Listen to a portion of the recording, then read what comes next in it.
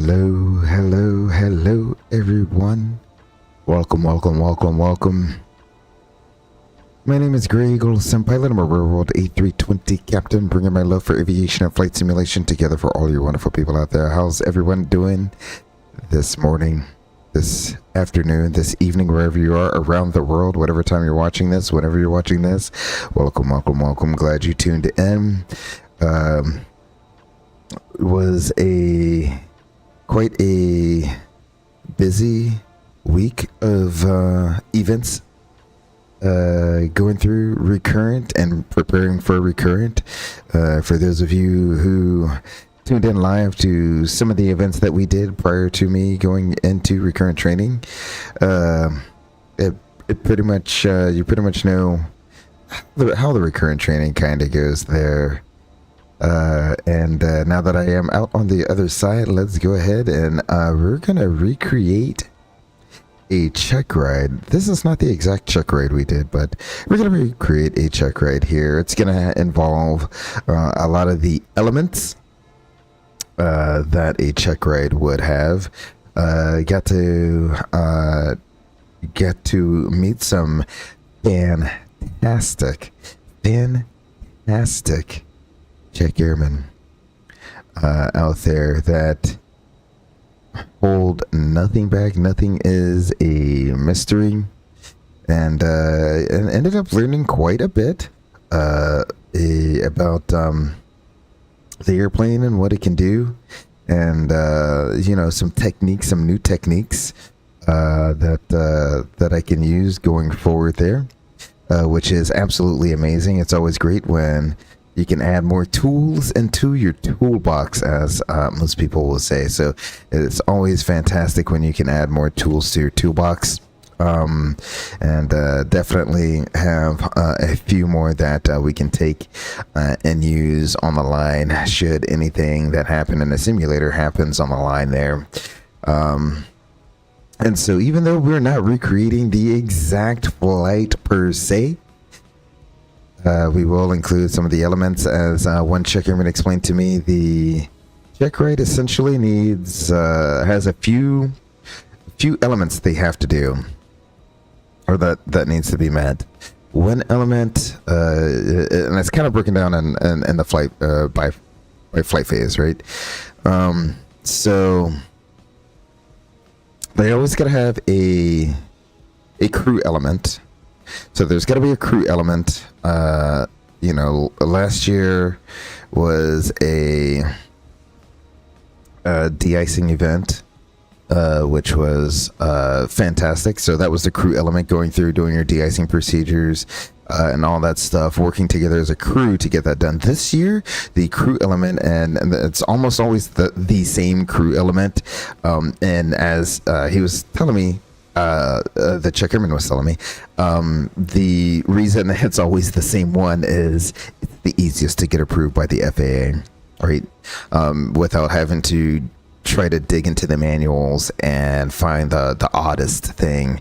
I did learn from one of the check airmans, if you had tuned in to the live stream where we were out and on the West Coast in California, how there's that really funky LDA approach that we did that has a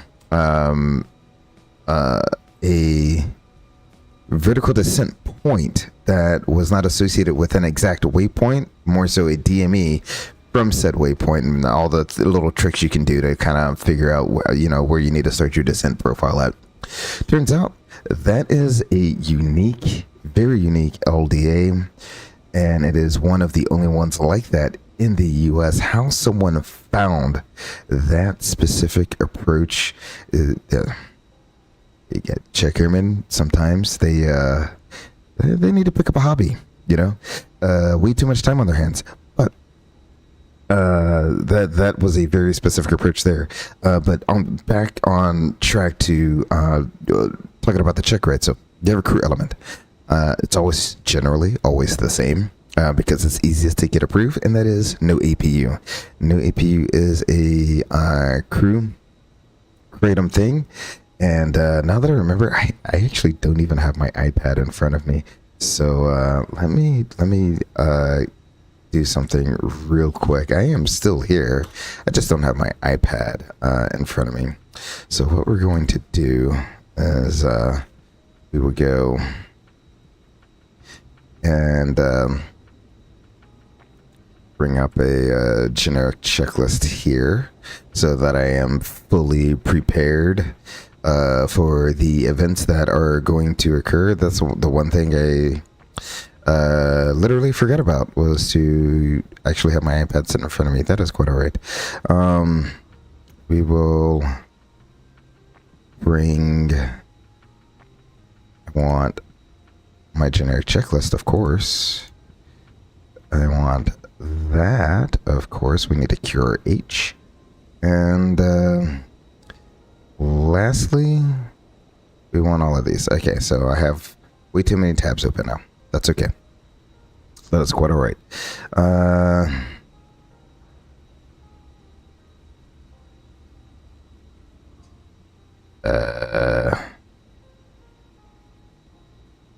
Uh-oh. Can I not access the QRH? I swear I thought it was. Standby 1. Okay, I guess I will be going rogue here for just a moment.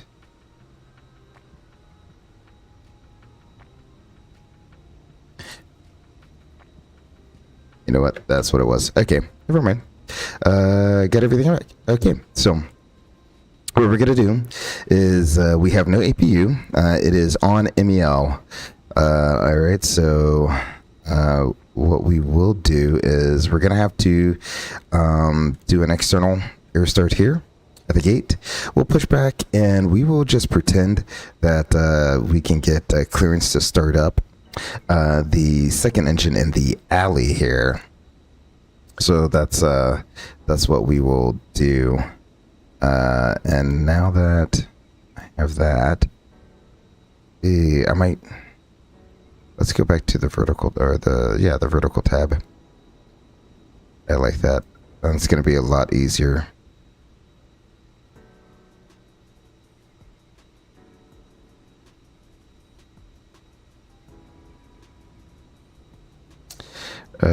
Tabs, horizontal, vertical tabs. There we go.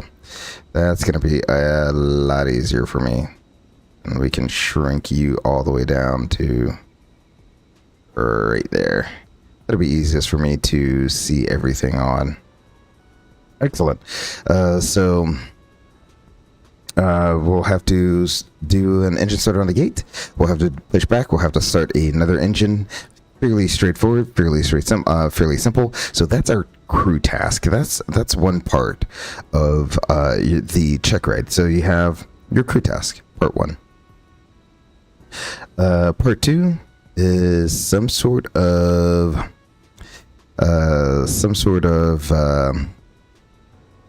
ATC phraseology, shortcutting, yada yada yada. Not that big of a deal. So you have your departure phase. Not that big of a deal as long as you're aware of where you're at and what's going on. Part 3 is kind of I already have an auto ATC. Oh, Vegas Tower is online now. Excellent. So we will do what Vegas Tower tells us to do then, and tune up. We'll get them tuned in here in a second. So excellent. We have a PDC. The en route portion, really, they're just looking for you to do your usual checks. For the cruise portion. That can be kind of like the low point. That's like the low point of the check ride right there. The crew portion can be kind of task saturated. You're working together, the both of you, to accomplish one thing that needs to be done. Then you take off and you get en route, and there's nothing to really do. It kind of feels a little boring there. And then they have, towards the end of the check ride, they call it compression. And, it's every check ride I've ever taken since I've been an airline. has some sort of compression element to it.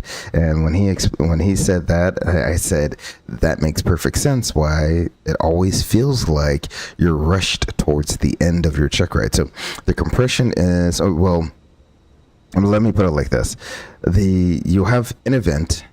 So before the compression, you have your event that you got to take care of, and then right after that is compression. So they kind of try to get you to, factor you in on a tight final or something like that, just to see if you're behind the 8 ball, what you're going to do. Are you going to request delay vectors? Or are you going to request holding? Or will you be able to work through the whole situation and then be fully prepared for a for landing and at your destination airport? So those are pretty much the big elements of a check ride that you're going to have. So we will simulate all those elements here, starting with being at the gate and no APU. So without further ado, without delaying our flight anymore, we will pretend to head on down the jet bridge. We see the little avatar there hanging out in the window. So there we go. There's as you can see, Mr. Gray Eagle right there. There's a reason his hair is gray. If you get the symbology there. So we'll pretend that we're in the airplane. I'm gonna take this back outside so I know where my drone camera is at all times. There we go. I have a spiritual wings right beside me there. Beautiful.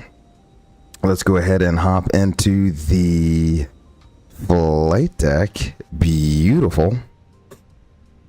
And we're already powered on. We're at the gate, but we need to, the airplane's flown already once today, but we need to do our own acceptance flow here. So we want to make sure our virtual quick reference cards are here. I don't have the little mod that has like the QRH and all that stuff in there. That's actually a really cool mod. Whoever came out with that, actually really cool. Let's go ahead and check our oil. We got 19 quarts. That looks good. Our hydraulics all are in the fill range there. Class 2 status message, that's fine. Those should go away once we align the IRs, and we'll check the oxygen. That all looks good there. We'll come on up to the overhead panel here. We get IRs 1, 2, and 3 online, and this one actually has the older system. I don't need to do a test. This one actually has the older 80 IRS here, so that's very interesting. That, you know, it's quite a very mixed fleet. You usually only see these on like the oldest of airplanes. So we'll come on down. All of these should be extinguished. Everything is looking good. We'll come all the way down. Everything's extinguished. Perfect. We don't need to test the engine fire protection system, because that is a first flight of the day test. And we don't need to do recorded ground control. That is also a first flight of the day test. The hydraulic panel, everything's extinguished. Your fuel panel looks good. Our electrical panel here, everything is all set. Don't need to do a battery test because, again, first flight of the day. I am rocking this looks like the new version of the BFU LED crystal display, whatever it is, LCD crystal display.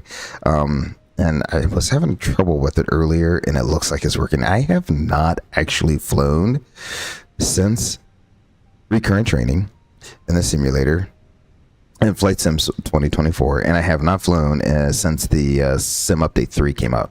So I don't know if everything is working, if things are broken. I have no clue. So you will find out with me at the same time. Our air conditioning panel all looks good here. Anti-ice panel, everything is extinguished. Probe heat is in auto. Our cabin pressurization auto. Ditching hatch is off and guarded. Where our mode select is in auto. Our exterior lights are all set. Today's an odd day, so we'll be on system 1. Everything else looks good. APU is inoperative. I got our seatbelt signs and no smoking signs set for right now. Are the emergency lights there? Coming up to the observer's ACP, we'll turn the PA to the 3 o'clock position there. Everything else on the RMP looks good. Coming on down there, first officer side, everything is extinguished and guarded, so that all looks good right there. Fantastic. Coming on down to the glare shield, left or right, everything should be extinguished. Let's go ahead and bring up our tablet. Or actually, you know what? I could just double click on, that's what I like to do. Double click on vPilot. 29908 is the altimeter. So that's what we'll do. 29908. We'll set that once, twice, and we'll set it thrice. There we go. Beautiful. Everything else looks good. We have flight directors on, constraints on arc to nautical miles with ADFUR off, at least for now. Everything in our FCU is displaying dashes or numbers. We're in heading vertical speed, and all of our other push buttons are extinguished. Same thing on our first officer CFIS, where we have the constraint and flight directors on, 10 nautical miles arc, and ADFUR should be in the off. We have the current altimeter setting, and all the other push buttons are extinguished. On the main instrument panel here, PFD on the left and D on the right. Upper and lower ECAM displays are in the correct orientation. Our landing gear is indicating down and at 3 green, and our date and time look to be correct there, and our landing gear is down with no red arrow on the first officer side, ND on the left, PFD on the right, so that is all good there. Coming on down to the center pedestal here. We have the A320 with the V2527A5s. That looks good. Database is current on both sides. Let's go ahead and do an init request. We'll come on down to the RMP. Looks good. I mean, the new LCD displays, the new the new displays look so good. It's not dreams, but I mean, it's so realistic. This is what it really looks like. This is, I mean, everything is pretty much spot on with this the big Fenix update. I forget how good this airplane looks. ACP and RMP both look good. Our integral lighting, let's just go ahead and crank that up, shall we? And we'll just leave the radar off. It should be in the off position, so that's good. Coming on up, we need to, let's go ahead and recall and clear any messages there. That looks good. Thrust levers at idle. Our THS should be at 0. That looks good. Engine mode selectors are off. Our ground spoilers are retracted. Flaps are up. We have 0 on the rudder trim, and we don't need to do a parking brake test, and our gravity gear extension is stowed. Coming on up to the first officer side. Let's go ahead and put the first officer on the AOC menu, because now we're going to have some company messages. So we'll clear out that company message here. Load sheet, we'll go ahead and accept that. Coming on down, put them on VHF1. Everything else is looking good, and we'll go auto 1 on all and a squawk code of 7752. So that's what we'll do. There we go. Absolutely beautiful. That is all set. So what we can do now is we will go ahead and begin boarding via GSX. I want to request boarding. It just are we boarding or no? Oh, you know what? GSX also had an update. So here's probably what I need to do. Go here, mass and balance. I imported the flight, right? So we'll import below the aircraft and 67 minutes. What type of boarding is this? We'll do a fast, since that's 22 minutes. I have no clue. Is it because of the amount of gas we're carrying? It's probably... Wait, why are we carrying 31... That's correct. Cargo capacity. Why is that all cargo? Okay, reset all. Something clearly didn't come through on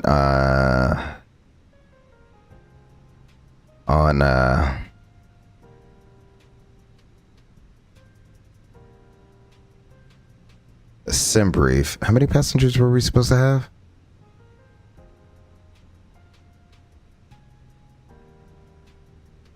Oh, see, okay.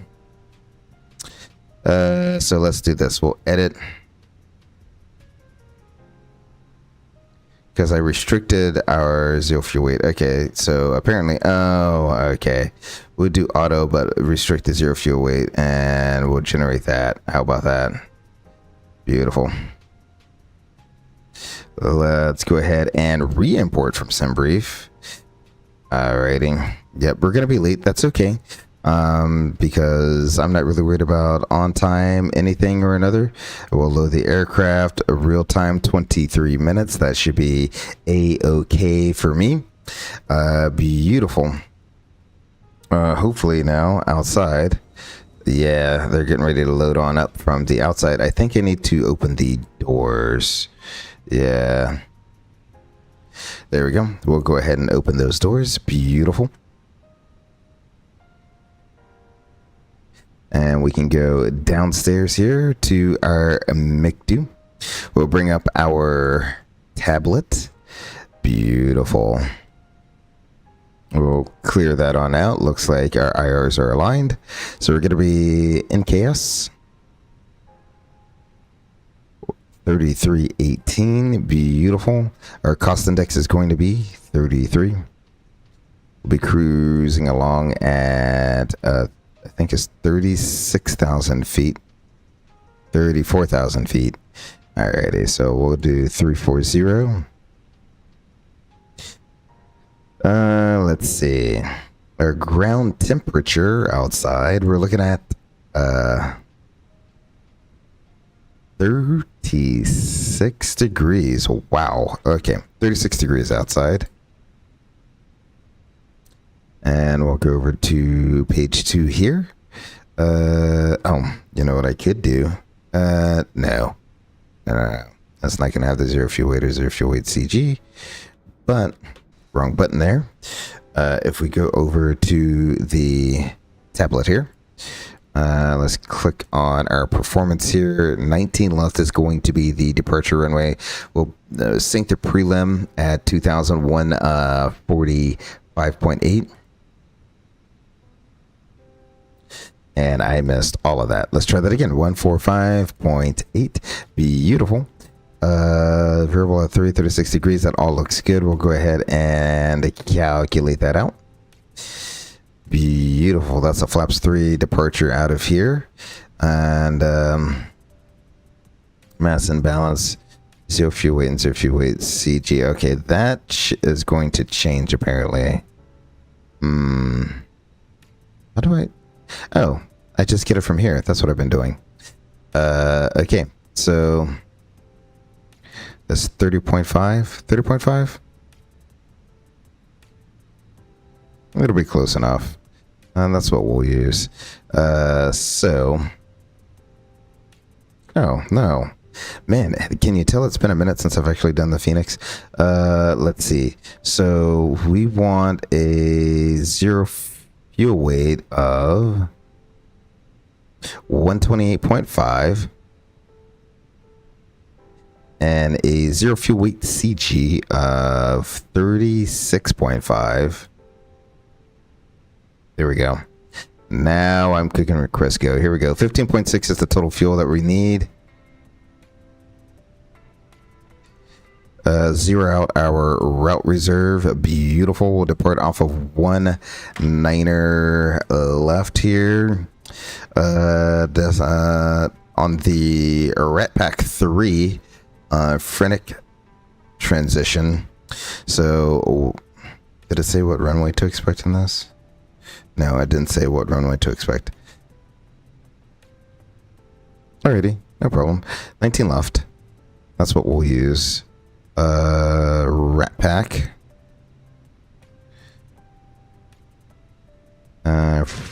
Chronic. There we go. That all looks good. There's our en route portion. Boise, we'll go 10 right. And let's do the Yankee. It's going to be the Spud 4. With the, which transition is it? The Brof. There we go. We'll go ahead and insert that there. So that is all set there. We'll go back to our initialization page, get our wins and uplink those. And then we can go back to our performance page. Let's go ahead and send this over to the McDo.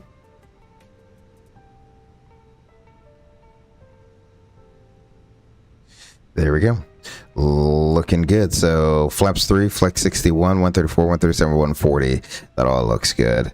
Alrighty, next page, and lastly, the next page. It's a 290 in the descent. We'll just make that a big 290. That's all we're really doing there. Secondary flight plan, we'll go ahead and copy over the active flight plan there. And we should be pretty much done with in regards to setting up our McDo. Now that that is done, let's go back up to the overhead panel here. We're making sure our R's are aligned. We'll go ahead and now we'll get that recorder ground control on. That looks good. So it can catch our checklist. Our EFIS is all set here. Let's go ahead and we have a climb via the SID expect 3405 minutes out of departure. So the SID here, the SID here has a top altitude flight level 190, so that's what we'll go ahead and put in here. Flight level 190, beautiful. For our engine failure procedure, we'll pretty much just follow the SID back around the valley here until we get to here, and then we can just like insert a present position hold over Jennifer, something like that. That's going to keep us away from all this terrain out here. So that is what we will do. We'll go ahead and put terrain on ND. Our ISIS there is set. Our parking brake is on, and we've checked the triple indicator. That looks good. ACP and RMP, let's go ahead and put 19. I think it's 19.9 for the frequency. Yeah, 19.9. For the CTAF / tower frequency here. We'll leave 22.8 in there in the standby. We'll go data position monitor. We're looking for a position of 3604.8. We got 3605.1 and 115.09.1, 115.09.2. That is reasonable. That's good enough for me. Our ND all looks appropriate. Our PFD, we have magenta V2 over V1, climb and nav blue, flight directors 1 and 2. And I do stand corrected with the V1, V2. I used to say V1, V2, climb and nav blue, flight directors 1 and 2. You want magenta V2. So V1, magenta V2, climb and nav blue, flight directors 1 and 2. If you don't have a magenta V2, well, which does sometimes happen. So you see how you have a cyan number here. So what you want to do is reset your flight directors and it will bring in your V2 again, all over again. For some reason, it went out of nav, but that's what we want. Climbing that blue flight directors 1 and 2. Let's go ahead and do a quick oxygen check.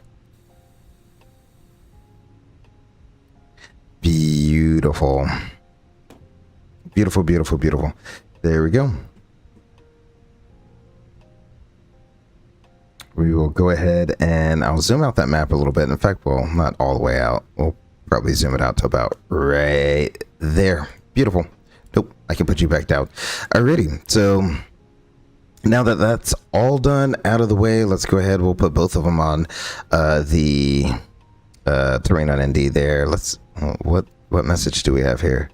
Is this the final? Nope. Okay, 128.5. We'll accept that. 32.4. Okay. Initialization 32.4.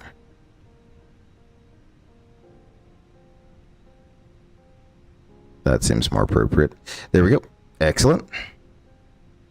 So with all of that out of the way, we can go ahead. We have our clearance. Let's go ahead and review our route here. So we'll bring up the Rat Pack departure initially, and we'll go to plan to nautical mile range. That is not the button. This is the button. There we go. Beautiful. So we have... we'll be departing runway. Well, let me put it like this. We need to be on a net first. We are spiritual wings 3318. We're going to be departing Las Vegas to Boise. There is no alternate. We're departing off of 19er left on the Rat Pack 3, which is 194 heading to intercept a 271 course at Leland. There's Leland at or below 8,000 feet. That checks. Then we have Jillian. I think that's Jillian is how you would say that. That's going to be at or above 5,000 feet, 230 knots there. And so there's a little technique when you have a speed restriction like that, especially if you're going to be heavy. What you can do is you go over to the performance page here. What's your clean speed? 211. We can clean up our flaps. That is no problem. If your speed is in that 190, 200, 210 range, you're definitely going to want to look at that to make sure, am I going to leave the flaps out or am I going to bring them up? So that's a little thing there. So then we have back. That's going to be at or above 6,000 feet. Then A Lolly is at or above 7,000 feet. Then we have Jennifer. And from there, we will go out to Rat Pack. Then Darden. Then Freenac. And then from there, we will go from Fenix. We'll go direct to Winan. Direct to Lima Whiskey Lima. Direct to Pars. And Pars will be the transition on the Spud. Or no, sorry. From Pars. My bad, let's back that up to Pars. Then direct to Brof. Brof is the transition on the Spud for arrival. 549 miles, and we're looking at 569 miles. Good enough for me there. That looks beautiful. So, next thing we will do... I cannot hear... Did it get rid of my passengers? I have no clue. Like, it is not at all loading up. Right? Am I going crazy? Like, I guess, I don't know if, like, GSX has something. I'll have to go through and play around with GSX some more. I did update GSX.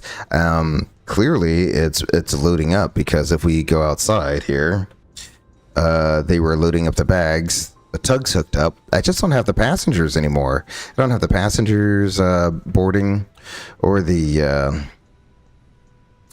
flight attendants standing in the aisle. So the GSX must have reset something. Alrighty, so let's do a threat forward briefing. So let's go ahead and ask our trusty co-pilot if he's ready for a briefing, to which he says, yep. And I'll say, what threats do you have?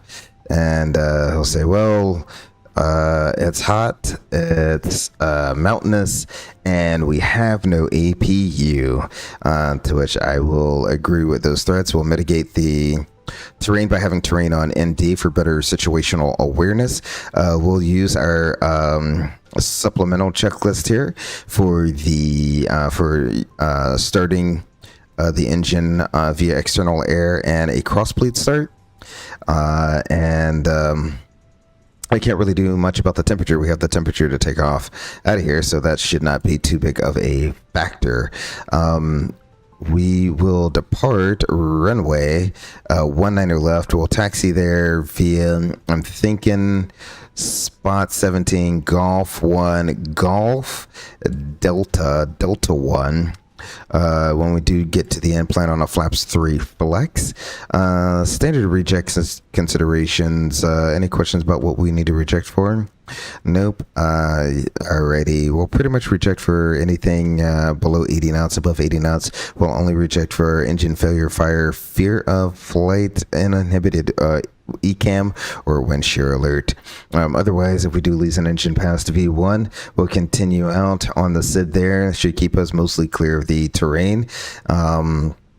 And we will put that hold there at Jennifer and make a return back to Las Vegas, probably 26 left or 26 right, probably 26 right. One of those was the longest runway. Either one. 26 right's the longest. I don't know if that includes the displaced threshold or not, but you know, that is what it is. Otherwise, we'll continue out on the SID. 19,000 feet is the top altitude. We have our departure frequency 122.8 since there's no approach controller online. And we're squawking 7752. Do you have any questions about what we're doing? Nope. Excellent. So with that done, let's go ahead and run a... Before start checklist, the recorder ground control, that is, let me go ahead and get that, bring this up and then bring you out the way. That is on flight forms, and a maintenance log is onboard review, onboard, and it's going to be aircraft number 3625 is what it is, 3625. Our fuel quantity, 15.6 required, 15.6 on board. Takeoff performance, we have 134, 137, 140 with a flex of 61. Our oxygen is checked. All right, seatbelt sign. Let's go ahead and we'll go ahead and get that on. In fact, I forgot to do mine before starting the engine's flow here. Leave the external power on. Seatbelt sign can come on. And let's go ahead and go down below, check our fuel on board and balance. The hydraulics are all looking good. Our pressurization is set to auto and that looks good. And our oil, we haven't lost any oil. That all looks good. Oxygen is checked. Seatbelt sign is on. Our ECAM is checked. Our parking brake is on and checked. MCDU is set. Altimeters, we have 29908. Departure briefing has been reviewed. The before start checklist is complete. Now that that is done, we have to go in here and do a secondary checklist here. And this is just prepping the airplane to get ready for external power or external air to start the engine. So step one here is before start checklist is complete. So that is done. So before connecting external pneumatic air, pack 1 is off. So pack 1 off, pack 2 off, parking brake on, which it is, and they want to double check that triple indicator. That looks good. Let's see, APU bleed off. Obviously it is off. Engine 1 bleed off. Engine 2 bleed off. Cross bleed open, and we will hold right there until we're ready to start, because the next one is beacon on and air start unit request. So we will go ahead and hold off right there. Everything else is looking quite good thus far. Well, I can't just look back to see if we're done boarding yet. I have to look right here. Looks like we have about 11 people to go, something like that. 12 people to go. So there we go, looking good. So yeah, that is pretty much how we're gonna run that whole checklist there, with doing an external air start. And what we will do is, and this is how it actually was done in the simulator as well. You see how we have an external GPU here. So that is pretty much how it was run. Usually you'll use gate power. In that case, the procedure is ever so slightly different, but it's only slightly different for the flight attendants, right? So if you're using jet bridge power, the flight attendants are not allowed to arm this door. They are not allowed to arm this door right here. Why? Because we don't want accidental slides deploying in the jet bridge. So they will close it. They will not arm that door until that jet bridge is out of the way. Once that jet bridge is out of the way, they will then arm that door. So since they can't arm this door, they can't come up to the flight deck and say seated and stowed. So since they cannot say seated and stowed, everything would be kind of just in limbo. We won't close the flight deck door because I need that seated and stowed, but they can't arm this door either. So that's kind of how that plays out. However, we were simulating that they have an external GPU cart, so no reason to have the jet bridge up there. And that's how it would be if we were in a place where we use air stairs. You would have an external GPU cart and an external air cart, and you would be able to kind of just use that, and they'd arm the door right away. So that would be the only modifier that you would do there. So obviously, when you brief the flight attendants, that would be something that you would tell them is, hey, we got to start an engine at the gate. However, your door procedures will still be the same, meaning that we can close and arm the doors while we start an engine. So that is no biggie there. Let's go ahead. I hope that it has not taken them this long to load the last 12 people onto the aircraft. Let's go back inside and take a look here. Yep, it looks like we have loaded everyone. So our boarding is complete. We can go ahead and get our beacon light on, and we can go ahead and close our cargo doors as well.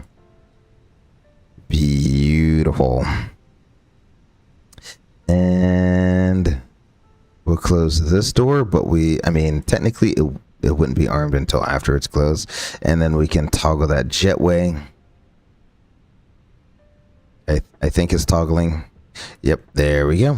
The jetway is a moving.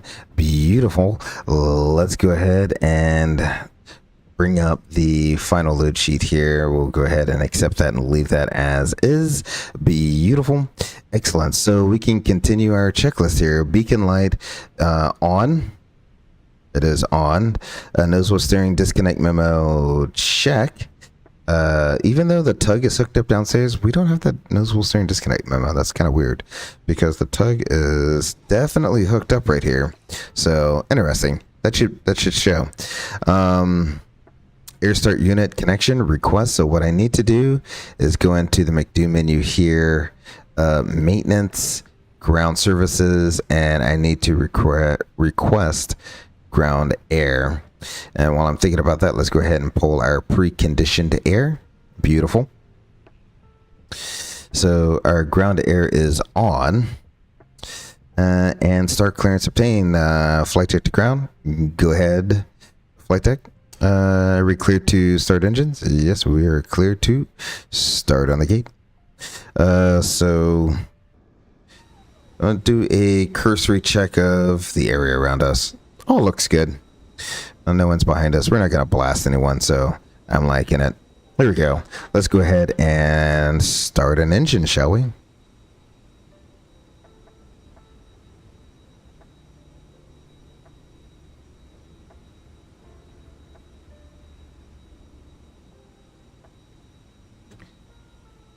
Get the volume turned up just a little bit here on the simulator. Beautiful. Something like that. Somewhere around there. I think that's where I usually have it. Alrighty, so it's going to be a normal start, just like any other start at this point. So we can come down. Well, doors are closed. Seated and stowed. We'll see you in Boise. We can close that door now. Beautiful. Doors closed. We have our P and T and S, but we don't have an A or an N, so that's okay. And we'll go start. Look at our pressure. Beautiful pressures there. We'll go ahead and start. We'll do just like our normal ops, always normal ops. In fact, I think Airbus came out with a updated procedure. We've always done 1 and 2, always 1 and 2, no matter what the situation is, unless a specific circumstance dictates otherwise that you wouldn't want to turn on to. But now the normal procedure is always 1 and then 2. APU or no APU, 1 and then 2. I think they've had a few incidents happen that led them to change that. So we'll go ahead and start engine 1.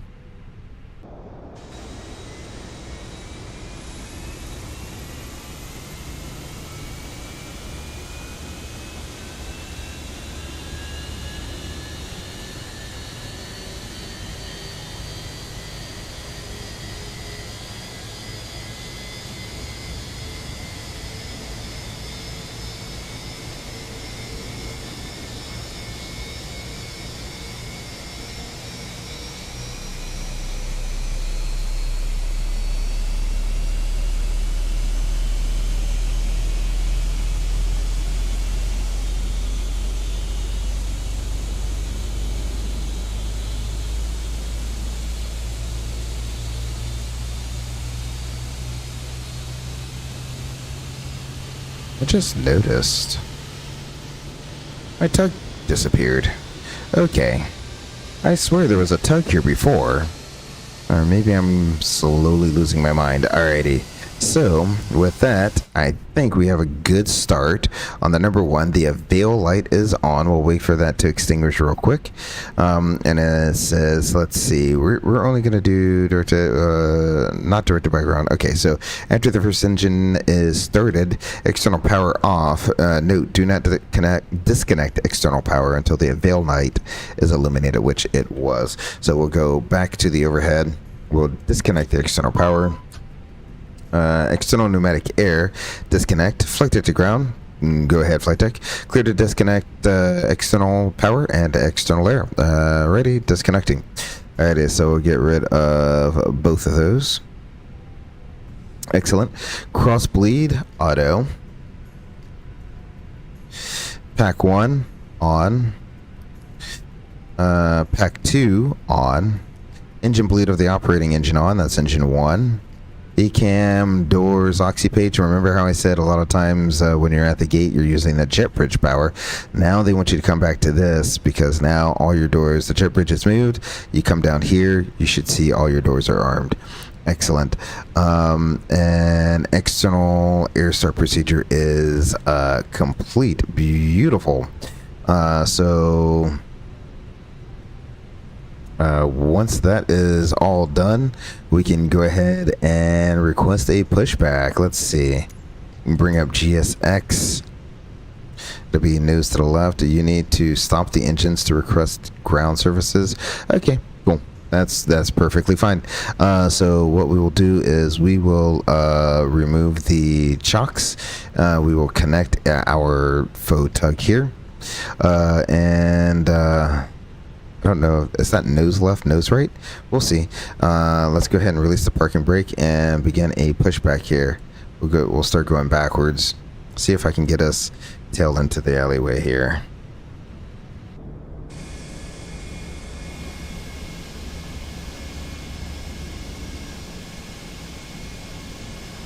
No one coming in. Beautiful. Get a few Southwest people moving around. That's quite alright. Oh, I did forget. You can now control the VATSIM volume via this knob here, so I'll just leave that all the way up. Because I hadn't heard anyone on the radio, so that's why. 19.9 is the frequency. It's making me wonder. Oh, that's why I'm not hearing anyone. There we go.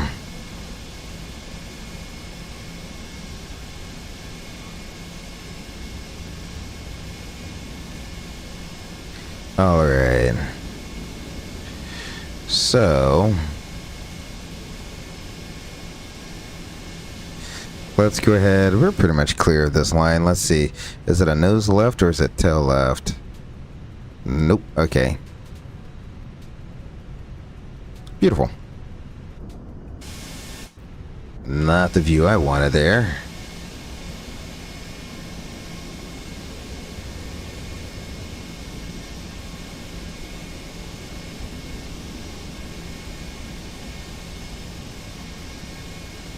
Alrighty, we will probably stop it here once I get myself just ever so slightly aligned with or parallel to this taxi lane here. Yeah, that looks good. We'll call that a day. Boom. And we can go ahead and stop that pushback. Go ahead and set brakes. Brakes set clear to disconnect the interphone. Already, you're being clear. Disconnecting the interphone. Have a safe flight. Alrighty, let's go ahead and disconnect that tug. With that tug disconnected, let's go ahead and let's bring up, I want you back on this page here. And let's do our crossbleed procedure, shall we? Alrighty, so we're pushed back. We're ready to start our second engine here. We'll pretend we get clearance to do it. Our crossbleed start do not accomplish a crossbleed during pushback. So, no, we're done with pushback. That's good. Alrighty, so Ed E, hello, how are you doing? He says, hey there, Great Eagle. Hopefully you're having a fantastic evening there, Ed E. Welcome, welcome, welcome. Glad to have you up in the Eagle's Nest tonight. As we do just a quick little debrief of our Recurrent here. So we have an inoperative APU, so that's why we're doing a external start and a crossbleed start. So before we start, the Y electric pump off. The reason that's up top is you might be taxing. If you're taxing, this pump is going to be on, but it's not. We're not taxing, so the pump is already off. So APU bleed, again, they're doubly making sure that the APU bleed is off here. Bleed valve operating engine reopens and the crossbleed valve closes. Okay, well, we weren't using it to begin with. Pirate's discretion. Howdy, this account was formerly known as Max Racing. Wow, I've decided to do some rebranding while you were gone. Wow, Pirates Discretion.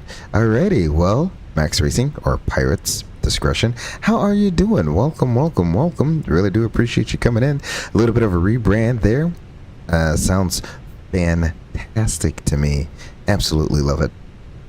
There, so welcome. And in fact, I think your little logo has changed as well. So awesome. I'm gonna have to when I get some time, I might have to come by and swing by and see what your logo looks like now.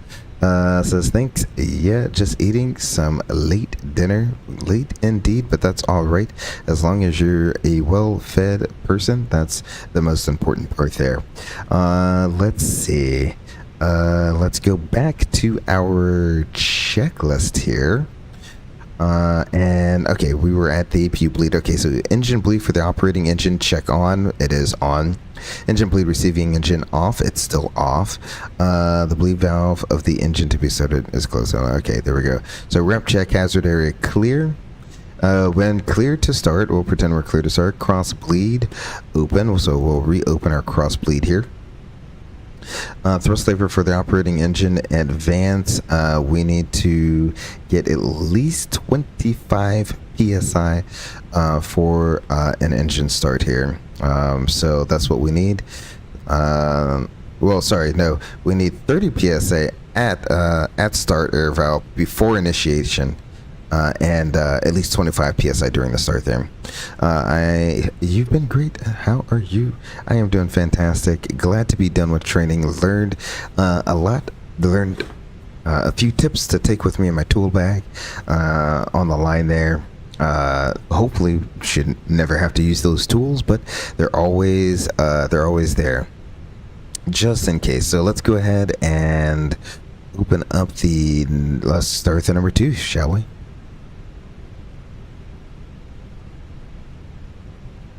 Let's get to the back for this one. Should we be right here? Yeah, let's go right here. So it's been such a long time. Oh, I forgot to take us off the Doroxy page there. So we want 25 psi. I'm advancing the thrust lever here. I need to keep 20. There it is. A little bit more. There we go.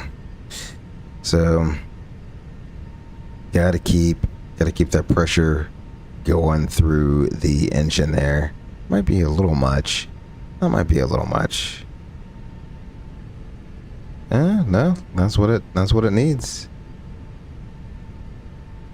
So we'll leave it there.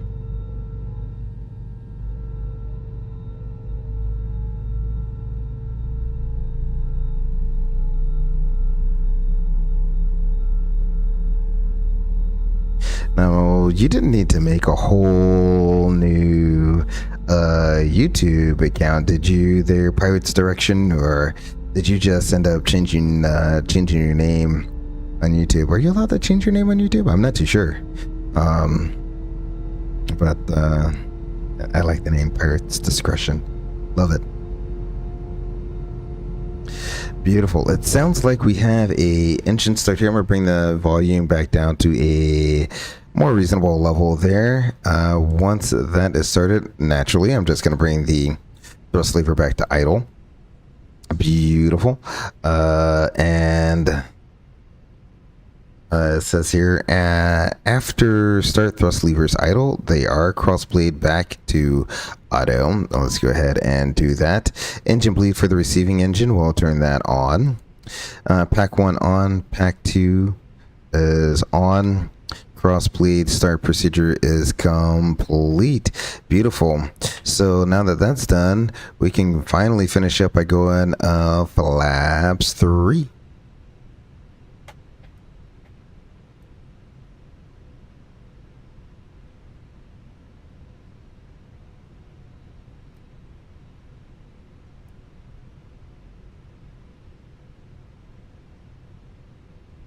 The APU is off, so don't have to worry about turning off the APU there.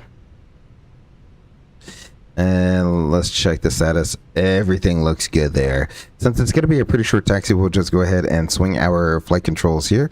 But before that, let's go ahead and get a final load closeout. I just changed my name and logo. Okay, excellent. Hopefully pretty easy for you to do. I'm gonna definitely have to swing by and check out your page here, probably tomorrow. I'll definitely have time tomorrow to do it, even though I go back on call tomorrow. So let's see, a zero fuel weight of 128.5, 128.5, and a zero fuel weight CG of 32.4. That is all looking good. So our weight is within our limits. The winds are not a tailwind, and our temperature is good enough to use a flex on. So let's go ahead and do a flight control check. Full up,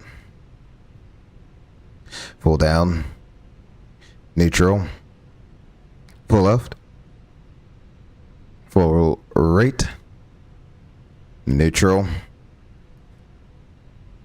rudders full left, full right, neutral. I do like I can already tell looking at the flight control page and swinging the flight controls just how much more realistic the flight controls move. It's not quite instantaneous. It's quick, but not instantaneous. It's got that slight delay on the stick there. I love it. All right, let's go. Max right there. We're looking at a takeoff weight CG of 30.4, so we'll do probably right around there, 30.4. Go ahead and get predictive wind shear and auto, and let's do a takeoff config check. That all looks good. Excellent. And I forgot to actually run the after start checklist. So engine anti-ice we do not need. Our status is checked. Rudder trim is 0. After start checklist is complete. Let's go ahead and do the before takeoff checklist. Our flaps 3 planned and 3 indicated. Takeoff data and speeds are all checked. Our weight, I see 143.8, and we're looking for 143.7. Close enough to me. That's good for me. Our stab trim, 30.5%, and we have 30.4%. Good enough for me. Our flight controls are checked, and ECAM memo, takeoff no blue. We are to the line. We'll go ahead and mosey on up to what spot it says. Let me get this back out. There we go. Mosey on up to, what did I say, spot 17? Yeah, 17. So there we go. And I think the ATIS information is Romeo. So hello tower, Spirit Wings 3318, spot 17 information Romeo.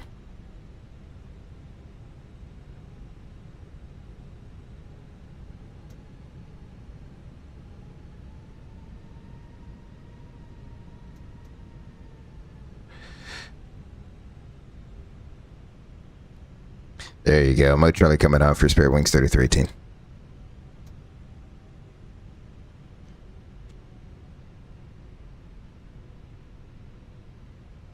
We're kind of set up for 1-9er left. Is that available?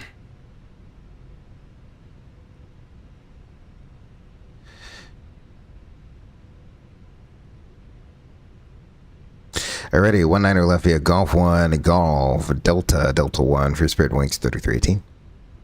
There we go. We'll taxi on out right here, spot 17. There's a Janet coming in on 1-9er right. That's very interesting. Let's go ahead and get our taxi light on. Beautiful. Like I said, it is a quick taxi on out. So that is part 1 of our check ride right there. That is pretty much, it's a crew coordination event. And as long as you do everything, then, you know, how you'd actually do it on the line. It's actually not a big event, that's pretty much how you do it on the line. The first officer will have the checklist out. He'll read it off to you. You just do the things that he says and get the engines turned on. Pretty simple there. So really the next big event is not going to happen until descent. Everything from here on out, after you get that big chunk of stuff out of the way, the rest of the check ride seems kind of like, okay, is something gonna happen? Is something gonna happen? Is something gonna happen? And nothing's gonna happen until you start your descent and into Boise. So, oh, there's the Janet flight landing right there. There's Janet flight. Oh my gosh, wow. And I think they do park like somewhere over here. In fact, that might be a Janet 737 sitting right there. Beautiful. So we'll turn here, we'll take it down to the end, and let's go ahead and finish up our checklist, shall we? Flight attendants, prepare for takeoff. Excellent. Below the line, runway and FMS. You got runway 1 left in the box on the screen out the window. That is checked. Minimum takeoff fuel.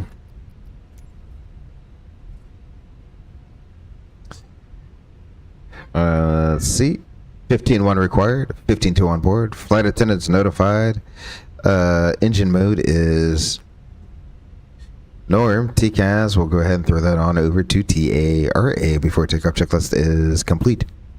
The other thing that's interesting is I'm choosing to do this in the Fenix because the Fenix is simply the best. It is literally the best. I could do it in the Asobo airplane, but I don't think I'll be able to simulate the failures that I would be able to that the Fenix can do. And the only reason I bring up the Asobo or fly-by-wire A320 Neo is because our check ride was actually in a Neo 320 Neo. I mean, outside of it just being a different engine, it's the same thing. It's literally the same procedure. It really doesn't matter if you're in a CO or a Neo. It's the same procedure.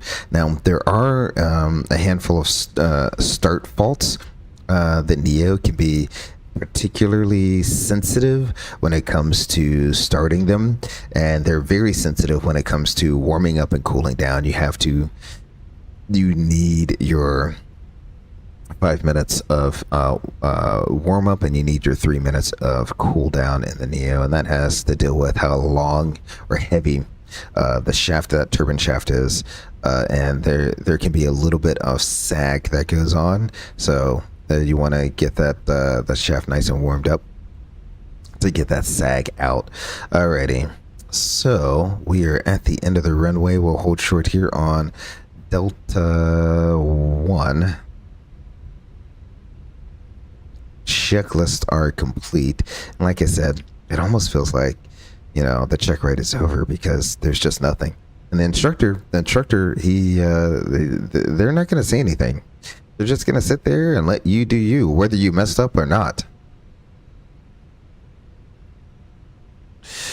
19 left, clear for takeoff for Spirit Wings, 3318. Did this thing shift around to a tailwind? That's quite alright. I'm not too concerned about it. We'll just yeet right on out of here. Alrighty. So final is clear. We're clear on the left, 1 on the left, clear left. Let's go ahead and let the flight attendants know we are taking the runway. The other thing that kept getting me in the simulator is the signs. Everything was so like if I do this, let me go to the back. I'm gonna try to get ready to go to the back as soon as I click it. You should be able to hear it. Okay. Let me do all. Okay. Anyway, that kept getting me in the simulator. Let me go ahead and focus on turning the airplane. Because in the simulator, if you did it too quickly, it wouldn't capture that second ding, which is in the airplane. It just memorizes how many times you hit the button, and it will just go. Right, so if I hit it 3 times, then I go to the back. Oh, it's doing that too. Well, what if I did this? Nope. Oh, there it goes. There was that second ding. So yeah, it kind of memorizes it. And I think it's on like that in the sim on purpose. I think they want people to slow down instead of just smashing that button twice really quickly. So there we go. We're clear for takeoff. I'm going to bring the sim volumes up here. There we go. Beautiful. And I'll see you all in the air.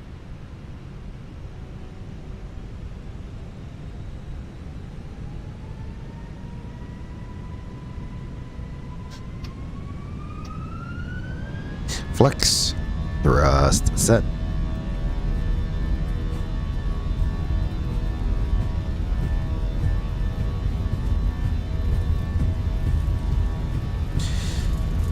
$80 checked.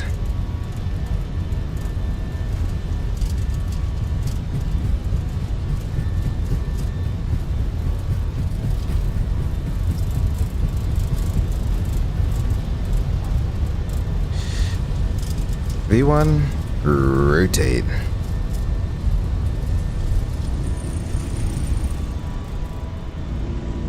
Positive rate, gear up. Beautiful. We'll get that autopilot thrown on. Excellent. Let's get that view of Allegiant Stadium out there. Beautiful.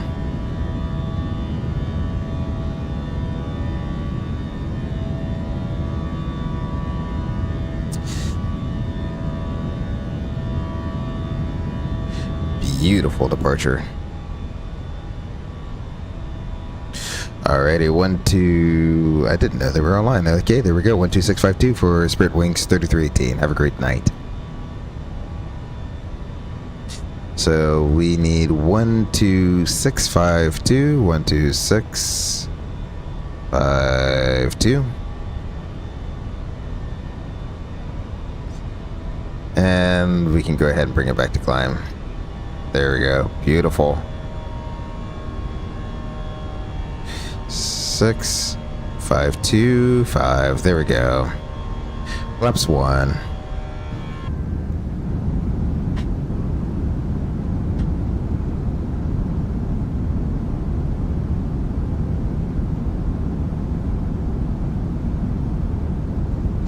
Beautiful. Low center, Spirit Wings 3318, 4,300, climbing on the Rat Pack 3. Flaps up after takeoff checklist. Alrighty, climb and maintain flight level tree 0 for Spirit Wings 3318. Alrighty, so 33, that's looking good. We're accelerating to our speed limit restriction. And there we go. There's our first thing. Remember how I said part 2 is them giving you a ambiguous ATC clearance? Well, he didn't say climb via the SID and maintain. So we'll have to ask him. He wants unrestricted. He wants an unrestricted climb to flight level 330. Center Spirit Wings 3318. Just to confirm, you want that an unrestricted climb to flight level 330.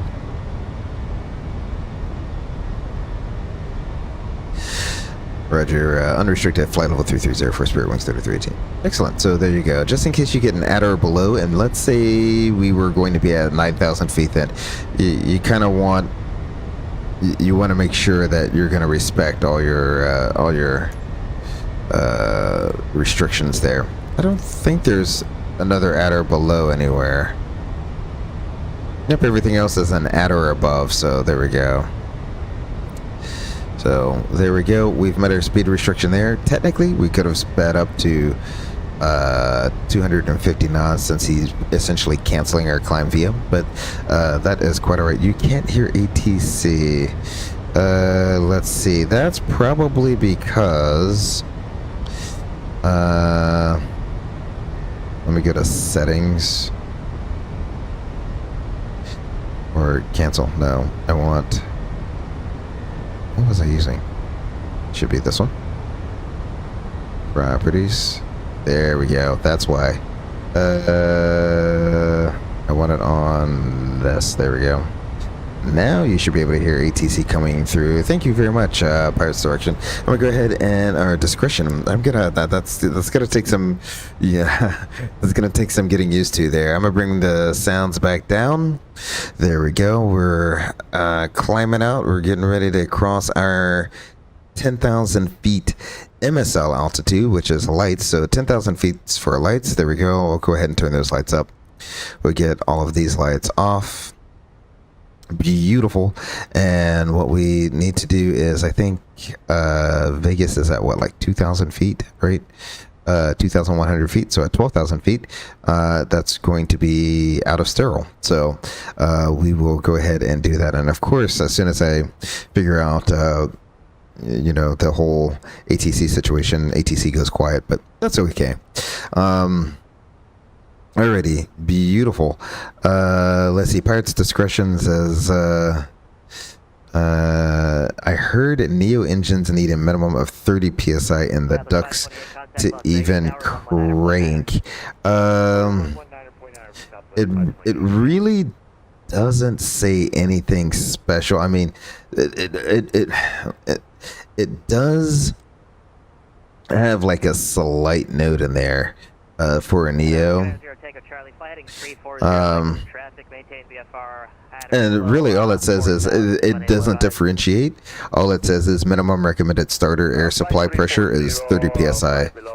So that's really all it says. And then it does have a slight, I thought I saw something somewhere.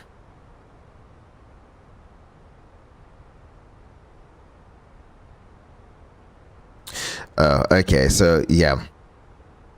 Yeah, the note really doesn't have anything to do with PSI. The note for the Neo really is because of the FADEX on the Neo. Let's go ahead and crank, let the flight attendants know we're out of sterile. Beautiful.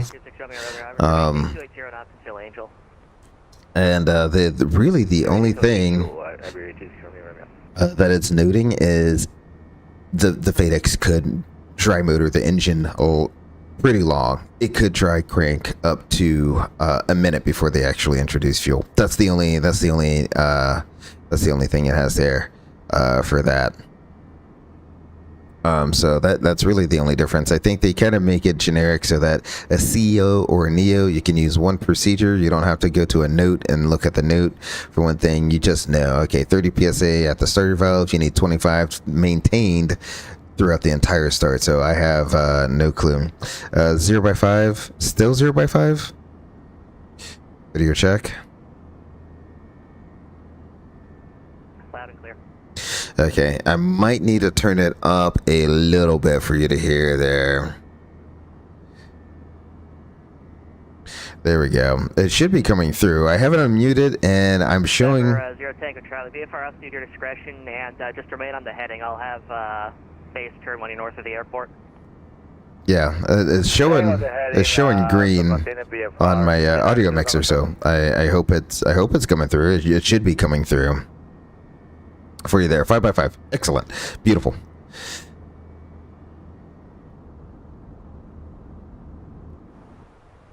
No, we're not leveling off. It sounded like we were leveling off there for a second, but we are not.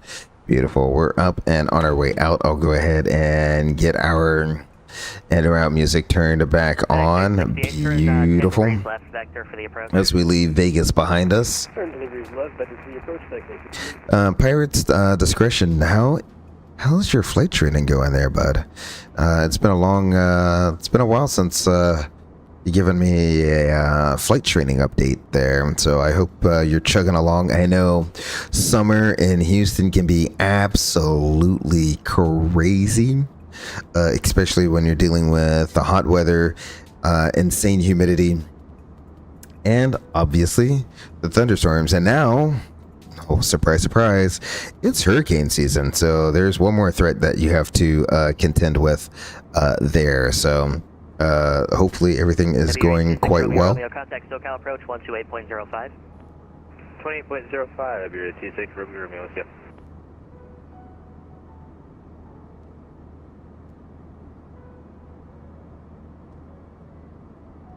Spilt a little soda on myself there. I've really been getting into lately this Olipop little, I guess they're the healthy, I wouldn't say healthy soda, right? But it's supposed to support digestive health. But I think the thing I like most about it is it's 40 calories. I don't feel guilty popping an Olipop, you know, once a day or something like that. So then that's what we have on tap tonight. A little bit of Olipop. We're through our transition standard. Let's go ahead and hit standard once, twice, and the rice. We don't have to, since our legs are, or since our flight is so short. But also what you could do is, and obviously the winds haven't updated since we uplinked them, but you can request a uplink here. That's going to uplink the latest winds. But what it also does, you know, this was kind of like a stomp the pilot question. You know, we all know that we should uplink our winds through 10,000 feet. We never really thought about why, other than, hey, we get the latest and greatest winds, right? And it's not just for getting the latest and greatest winds, right? What that feature also does when you uplink the winds is it turns on automatic reporting, so that the company can actually get real-time automatic reports every time you cross a waypoint. It updates everything in the computer system. That way your fuel is being tracked, your time is being tracked, and yes, you can see it in real time. If you pull, you can, or dispatch can see it in real time. It's keeping up every time you cross a waypoint. It sends your position, it sends your fuel, it sends your time, it sends your altitude, it sends all of that stuff in real time, so that the company is keeping track of fuel burn, all that stuff. And that's pretty much how the company will keep track of. It's usually just the captains, but they keep track of captains' fuel burn. I never really worry about saving the most amount of gas, and the reason is the times that you're saving gas, right? There's gonna be times that you save gas, right? Like there's gonna be lots of times where you like single engine taxi, and do everything you can to save gas. You know, get a shortcut here, get a shortcut there. You know, slow it up a little here, slow it up a little there. So there's gonna be times where you save a gas. But there's also going to be times where you have no option other than to burn said gas. So to me, it's the law of averages. That's what I call it. The law of averages. Everything's going to average out to be almost around about the same, no matter what you try to do. because there's some airports that you fly into, you have to 2-engine taxi into the gate. Take, for example, today, we don't have an APU. I have to 2-engine taxi everywhere I go, right? So there's going to be times where you save gas. There's going to be times where you don't save gas. It's just how it rolls out. You obviously try to save as much as you can to help the company out. Obviously, the more profitable your company is, the longer you're going to be around. And that's obviously what we all want, is to have a long-term stable career. But it's the aviation industry. Nothing is guaranteed. You said just have been doing good working on cross-country stages. Excellent, excellent. Do you have any places in mind that you want to go to on your cross-country? I know you're down. I know this map is probably not going to work, but let's try to see. Let's go ahead and see if it does. So you're down here in Houston. Here's Houston down here. So you could go to, I don't know how long the cross countries are. I don't know where you are in the Houston metro area either. But I'm pretty sure you could head out to Louisiana. Get yourself some boudin. I assume that's how they would say it, boudin. So yeah, you could head on out to Louisiana, get some boudin, turn around and come on back. There's actually I thought of you, Pirate's Discretion. I thought of you when I saw this on one of the one of our local butchers here. Actually, it has boudin, and I was like, wow, I need to stop in there and get some just to cook up and try one day. So that was interesting. When I saw that, I instantly thought of you there, Pirate's Discretion. To stay sharp, sometimes I load up the Piper and Microsoft Flight Sim and practice engine failures. Oh, well, there we go. That's a great way to keep your skills up, is, you know, hop in the Flight Sim, hop in your Piper, go find a field somewhere and practice. And the great thing about Flight Sim is you can take it to a grass field somewhere, right? Go to a grass field, and, you know, be at, 2,000 or 3,000 feet and do your simulated engine failure, and you can take it all the way to the ground in the grass field, to see how you'd really do, should you have a real life engine failure. So that was always great. I do remember we were never allowed to touch down on grass, but Czech Airmen, where I went, they would allow us to go about 50 feet off the ground before we did a go around. So when you're there and you're like getting ready to, when you're like below that tree line, on your way, let me get rid of this. Here, wait, well, let me see. You said GLS Galveston Shoals. Let's see here. Galveston would be the barrier island. There we go. There's Galveston Shoals right there. Boom. GLS. Wow.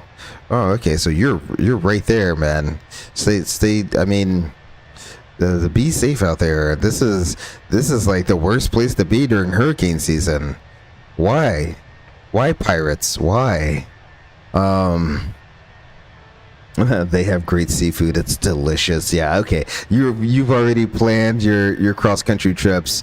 Following my assumption is you're just gonna follow the shoreline. That's the easiest thing to see. When you live in a place like this, right, Galveston, the cross countries to Louisiana, so easy, because you're not gonna go direct line, right? You're not gonna go direct line. That's gonna take you too far away from the shore unless you have overwater equipment.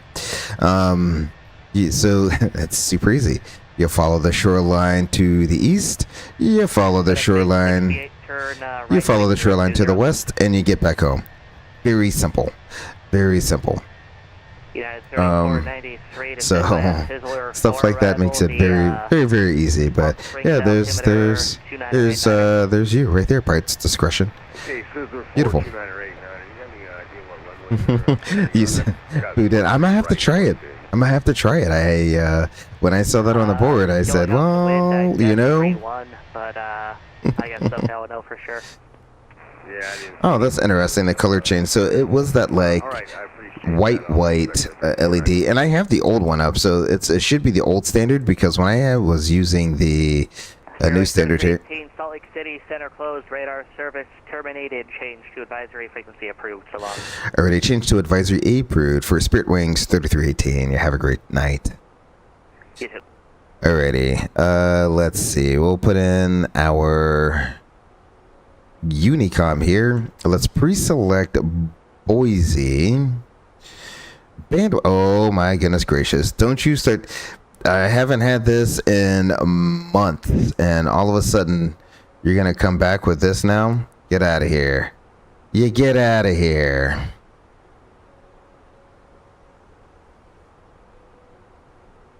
There we go. 18.1 is going to be the frequency in Boise, so we'll do 18.1.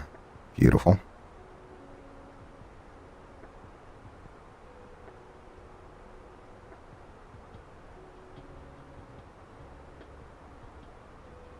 Beautiful. There we go. Well, that's not where I fly out of, but that's where I go for. Oh, that's where you go for your cross country. Okay, so you go all the way down to the coast. Yeah. So, yeah, I would imagine if you could go to Louisiana, you probably go to Louisiana.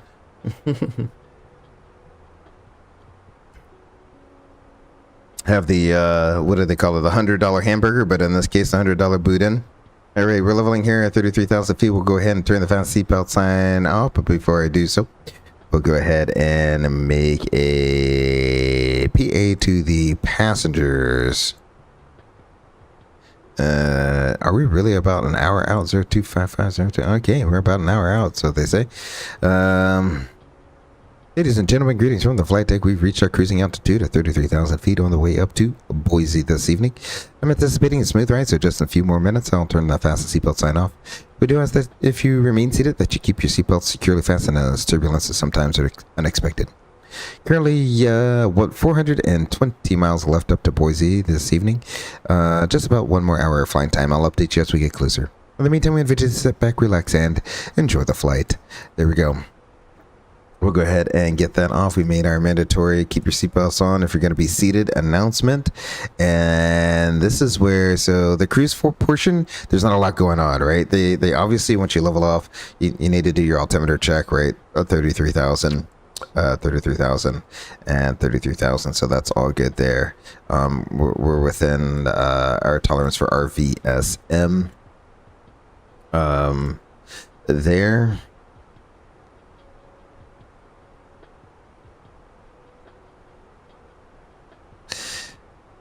There we go.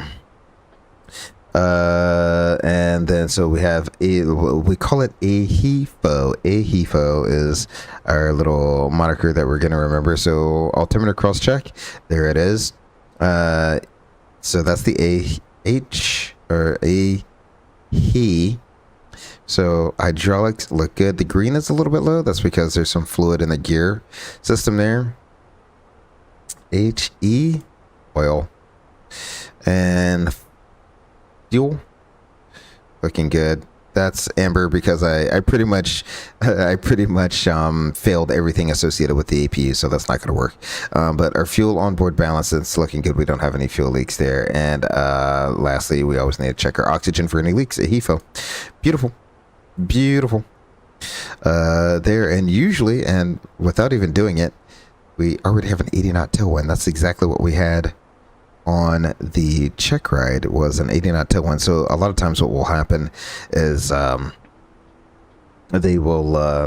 just bump up your ground speed so that the check ride can be over quicker, because again, nothing happens in the middle portion of your flight here.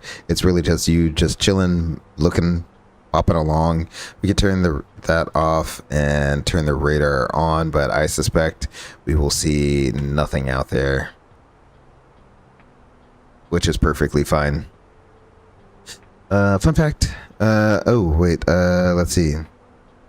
I missed a few of your messages here. Galveston has a pretty bad flooding issue. Well, I don't know too much about Galveston, Texas, other than obviously the hurricane that made Galveston super famous, right? Who didn't learn about that when they were in grade school? So from that, I do know that Galveston can be a pretty bad place to be during a hurricane, especially with the what do they call it, the storm surge. So yeah, that's and people still choose to live there. I mean, yes, you are on the water, but I don't know at what cost.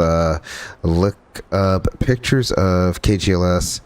You get to fly near the pyramids on approach. What are they? Okay, now I'm gonna have to go and look this up.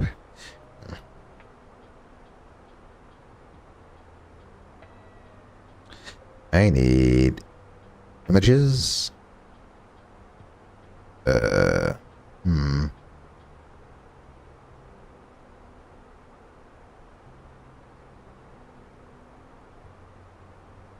I'm not getting a lot for the here. Let me do.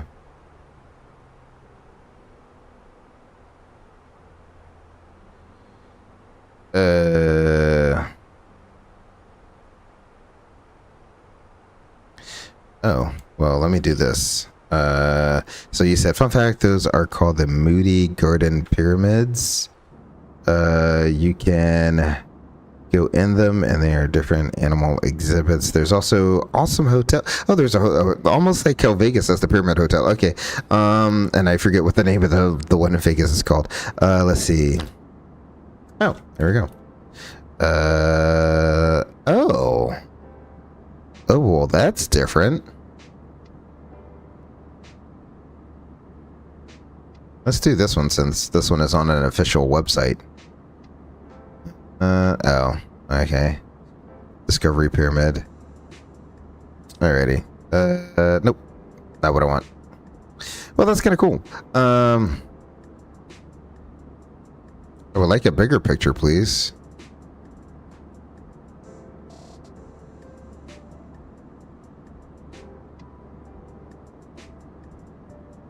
Okay, I'm not gonna get a big picture to cast up here for you guys. I don't know why you cannot find a massive picture.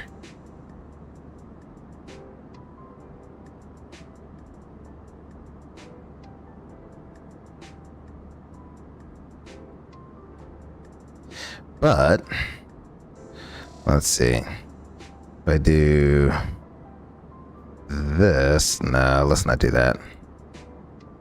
Just bring you over. Zoop. There we go. Yeah, there we go. So there's the pyramids. These are the pyramids you're talking about, right? So there we go. Right there. So you got this one is the Rainforest Pyramid. The aquarium, I assume that's an aquarium. And then Discovery, which sounds like a pyramid that has lots of exhibits and stuff like that, where you can go see some stuff. And apparently there's like a whole little park there. So that looks pretty cool. Oh, that's really cool. Very cool place. If I am ever in Galveston, Texas, I am definitely gonna have to go and see those pyramids.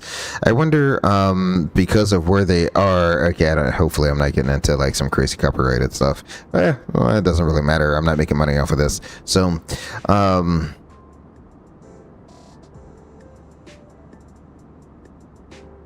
anyway, that's that. We'll get rid of you. Go back here.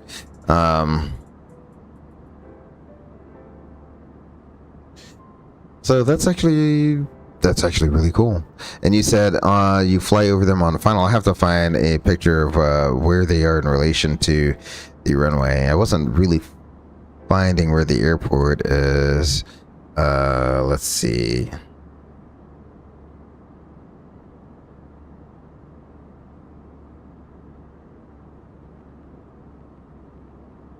Of course, I'm not going to find anything of like someone flying over it. But that's actually pretty cool. That kind of reminds me of like Memphis, Tennessee has the one singular pyramid. It's a Bass and Pro Shop. Apparently, it's a Bass and Pro Shop.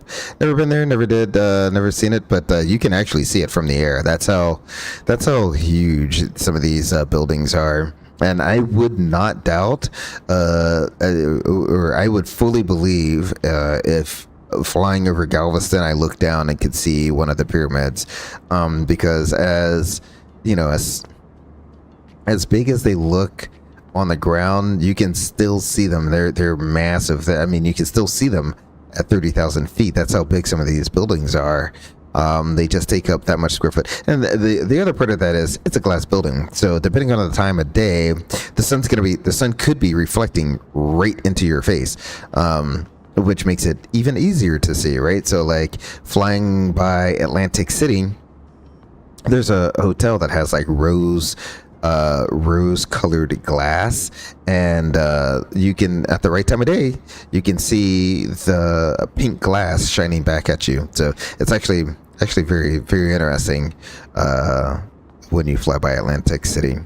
So very interesting, a lot of things you can see from the air. But anyway, this is a debrief. So let's debrief, shall we? It's several days of training. Why? Okay, my top of descent is near Brof there. Sweet. So got like 240 miles to our top of descent. Not too worried about that.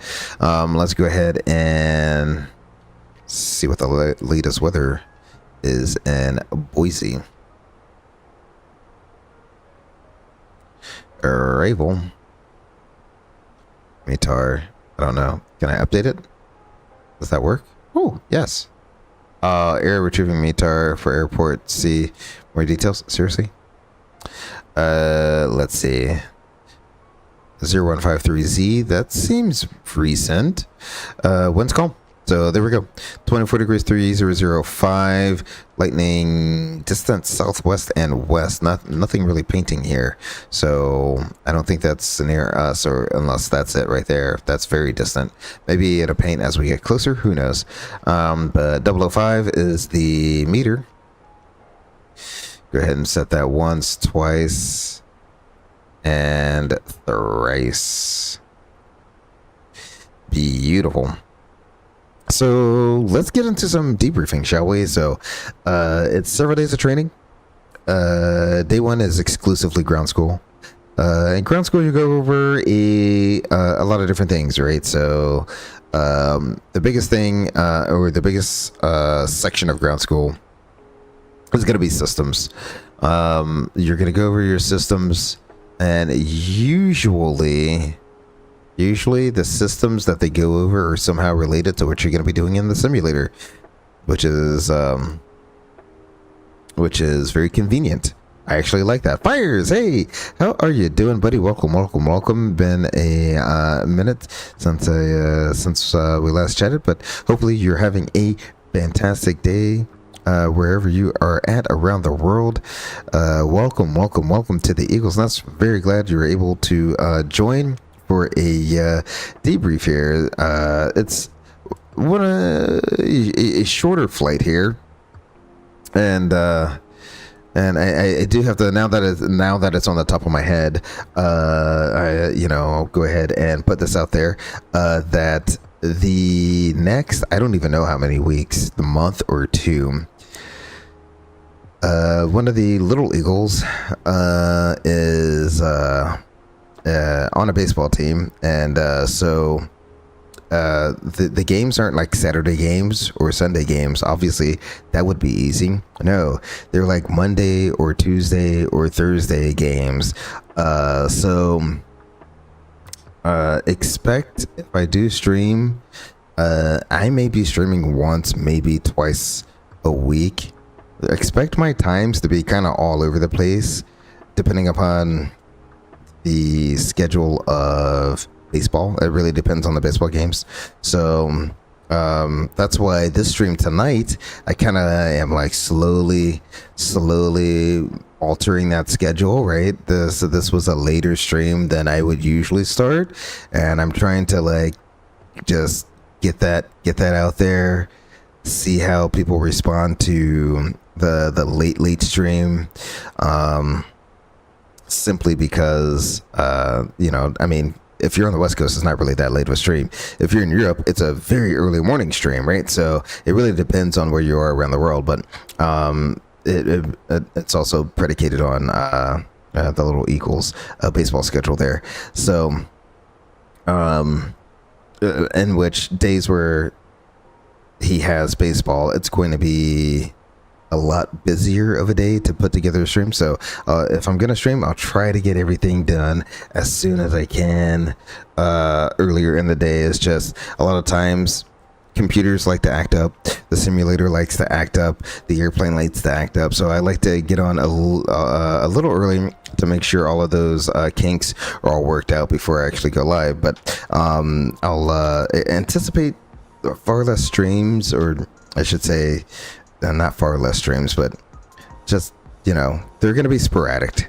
The times are not going to be nearly as consistent as before. It could be it could be a 00 stream, it could be a 0015, it could be a 0030 Zulu, it could be a 2330 stream. I have no clue when I'll be able to set the time for the streams, but just keep an eye out for on the Discord. If you're a part of the Discord, just keep an eye out. I will generally try to post an alert or an announcement several hours prior to me going live. So there we go. Fire says, I am doing well, trying to study for the dang written. Oh, there you go. Fires, that is one tough test, let me tell you, but it will, all that studying definitely pays off. I mean, the threshold to pass is not insane, but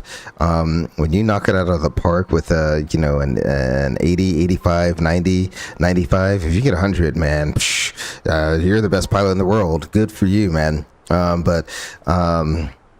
When you get a good score, all that hard work does pay off. So there you go. Hopefully you're getting some good studying in. A lot has changed since I have taken the written. They definitely do teach a lot more decision making now than they used to when I was going through. It was more skills based than decision based training, and I'm actually glad that the FAA has moved more towards decision-based training, because they want you to make good decisions. Good decisions lead to better outcomes, right? You can be the best pilot in the world, but if you make poor decisions, then there's no amount of piloting that's going to get you out of a bad decision. Yeah, now that I get all that out of the way with my whole stream schedule, chaotic, it's going to be all over the place. Just bear with me. We'll get through it. Hopefully I get through it. This is going to be a crazy baseball season. Yeah, so D1, ground school, you go over a lot of the systems that you're going to be using in the sim. One of them that you go over, and you really don't go over it that much because it's an op, right? But you go over the APU fire system. It's really no big deal. This is blanked out, so I think Fenix needs to do an update somewhere around here. I can turn the system off. Oh, nope, that's not gonna do anything. All right, cool. Oh, there we go. Okay, it needed to be on something. So let's go ahead and, I don't know. There we go. Track ground speed. So 340 track, 437 over the ground. Yeah, that sounds about 437 or 473. Am I dyslexic? Yeah, 473. There we go. Beautiful. So you go over a few of the systems, fire protection, because I think most of the engine failures this year were all fire-induced engine failures, which is no big deal. There's the two possible scenarios when you get an engine fire slash failure is you're going to get an engine fire and the engine does not fail. In that sense, you're going to fly a normal departure just like the airplane wants to fly. So instead of leveling off at 1,000 feet, you're going to climb all the way up to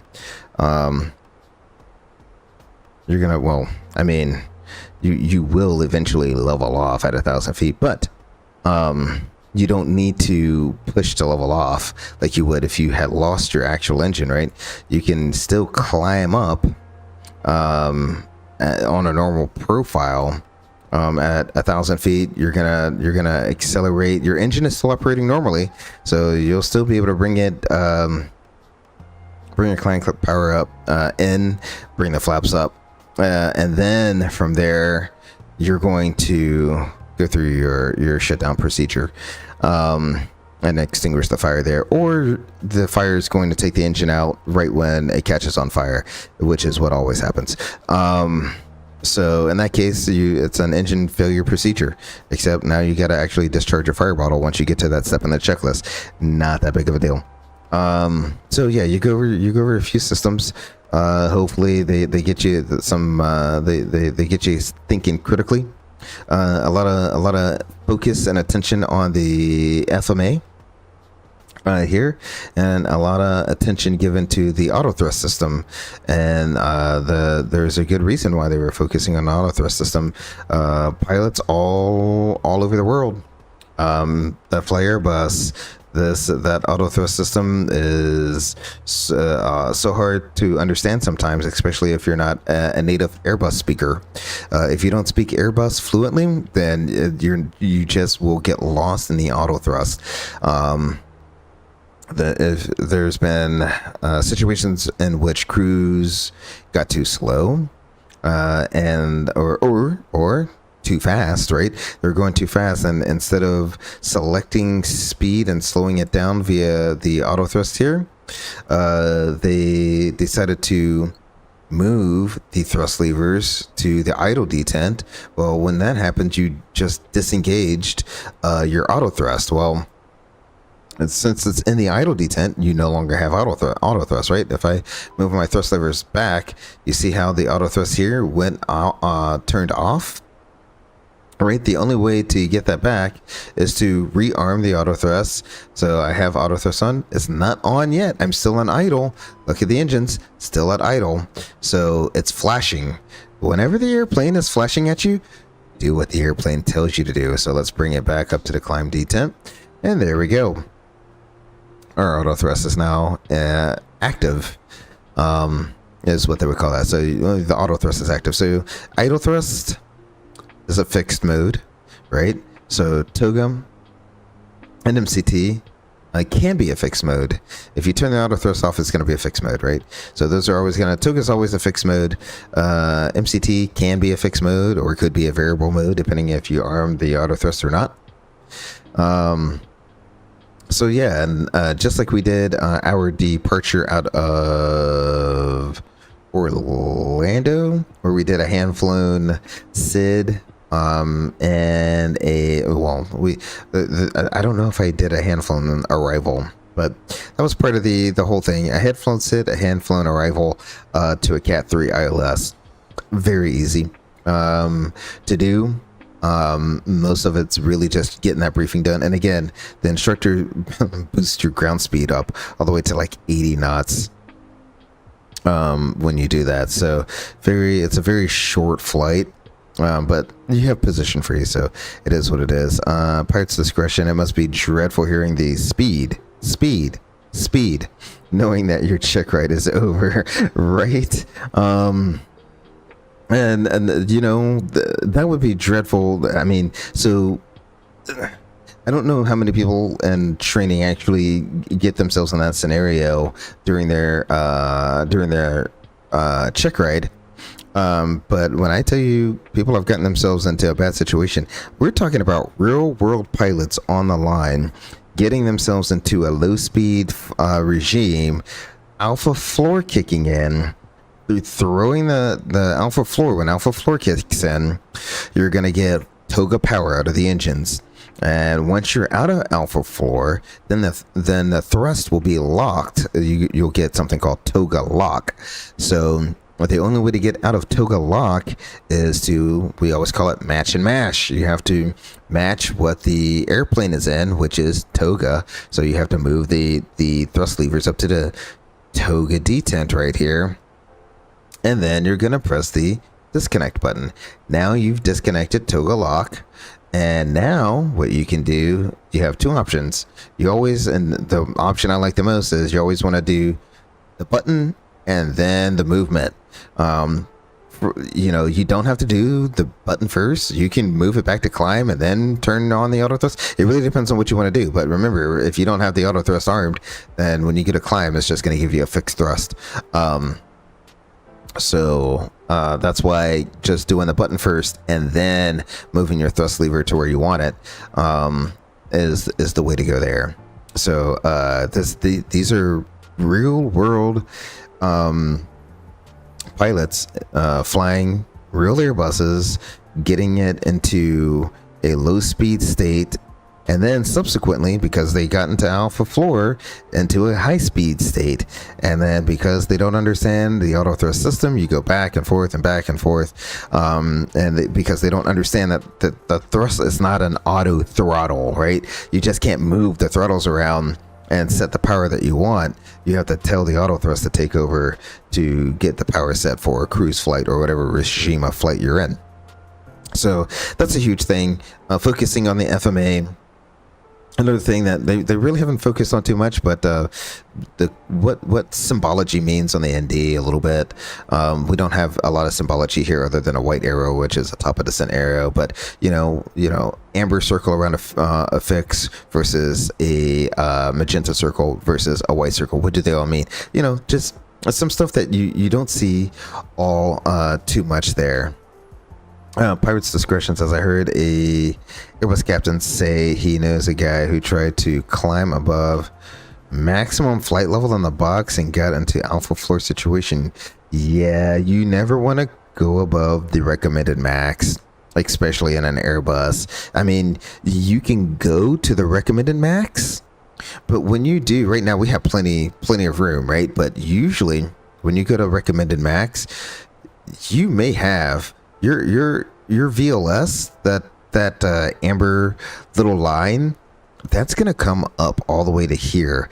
You may have only 15 to 20 knots of maneuvering at the recommended max. So a lot of times you don't want to go up to recommended max. You always want to give yourself a 1,000 foot buffer from recommended max. So we get a proc page here. 390 is going to be the recommended max. We're pretty light. We could probably go straight up to 390 if they asked us to. However, that's also dependent on a few other variables, right? So what if we climb up and there's our triple pause, right? It's pretty high. But what if we climbed up and the temperature actually started getting warmer? That's going to bring that's going to decrease your performance. That's going to bring your recommended max down. So there's certain things you got to think about when doing your recommended max situation there. So yeah, systems, a lot of good stuff there. Apparently too many slides have been blown, so now they want us all to open and close doors. So we had to go and open and close a door for our training. It is what it is.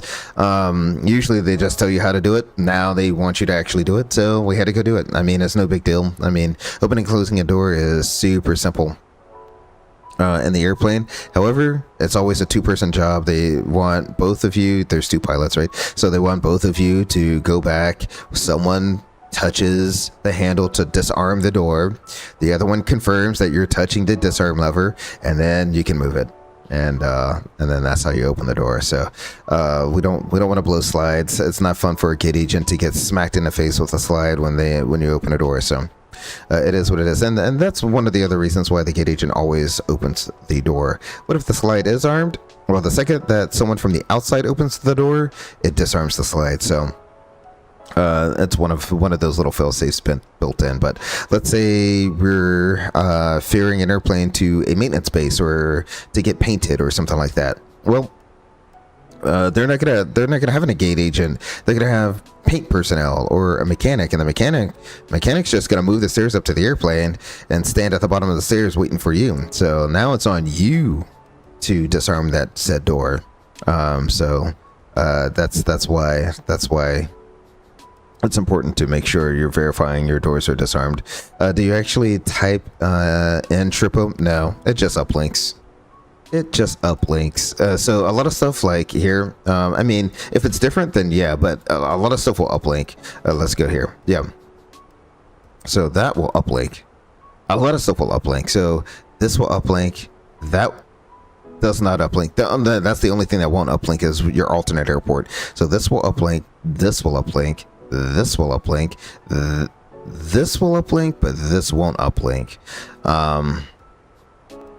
So that's so the init page they got right for the most part, but there's a lot more uplinking that happens. And then here your performance will uplink, but it won't uplink straight into the McDo. You have to go into a page to get to it and choose your runway and choose your performance that you want, either flex or toga, and insert that uplink. But almost everything, so like in real life, the box takes I mean, the McDo takes maybe all of 5 minutes, if even that, to set up, because once you hit the uplink button and everything comes in, all you literally do is, if there's an alternate, put in the alternate and the alternate fuel and the fuel that you need to depart the gate with, and then uplink your performance or insert the uplinked performance. Or before you insert the uplink performance, sorry, you're going to go to the flight plan page. You're going to put in your departure, runway and procedure, arrival runway and procedure, and then you're going to insert your uplinked performance. And then that's it. The winds uplink automatically. You don't have to worry about going and uplinking that. So in all reality, it takes like 5 minutes to set up the entire box versus when most people are doing it on stream, it's like a 20 or a 30-minute ordeal. So, you know, CQ or recurrent training, whatever you want to call it, went pretty much as I anticipated how it would go. A few things different than I thought it would be. And when I say different, I mean different in a good way. I was actually, when I was streaming with you all, I was actually practicing the harder way to do things. The heavyweight takeoff, let me tell you. The heavyweight takeoff out of Los Angeles. What is this? Do we have we got a little shower in front of us here. The heavyweight takeoff out of Los Angeles, let me tell you. Or the heavyweight engine failure. So one thing I did get wrong, it's a modified engine out procedure, or not modified engine out procedure, modified acceleration altitude, meaning that instead of at 1,000 feet, you're climbing up to almost 2,000 feet before you level off. Why that is, I have no clue. But it is what it is, right? Someone somewhere found out that this is different. We need to train our pilots on this. Okay. So it's a 2,000 foot acceleration altitude, almost a 2,000 foot acceleration altitude. And at max gross weight, you will not get to acceleration altitude before you reach the mountains. Let me put it like that. You just won't. The airplane will not perform. And so that was kind of eye-opening. You know, a lot of times when you're doing a lot of stuff, especially engine failure procedures, like, right, so you lose your engine. You put in the rudder correction, you wait your 1 or 2 Mississippis to make sure you're still lined up with the runway, then you pop the nose off the ground and get into the clouds, because as soon as you rotate, you're in the clouds. So you want to make sure you're aligned before you get in the clouds, right? So you bring the box up onto the shelf, you trim. It takes a lot of trim. So you put the box on the shelf. When we said box on the shelf, this is the little black box right in the middle. You're going to put that right on top of your 10 degree line and wait for your SRS commands to start giving you good guidance. Once they give you good guidance, you can follow SRS, but until then, just set it there, because SRS, after you lose an engine, it's going to start bouncing up and down and up and down and up and down. So get your SRS guidance, get the trim, get the autopilot on, and you just wait. You're just waiting.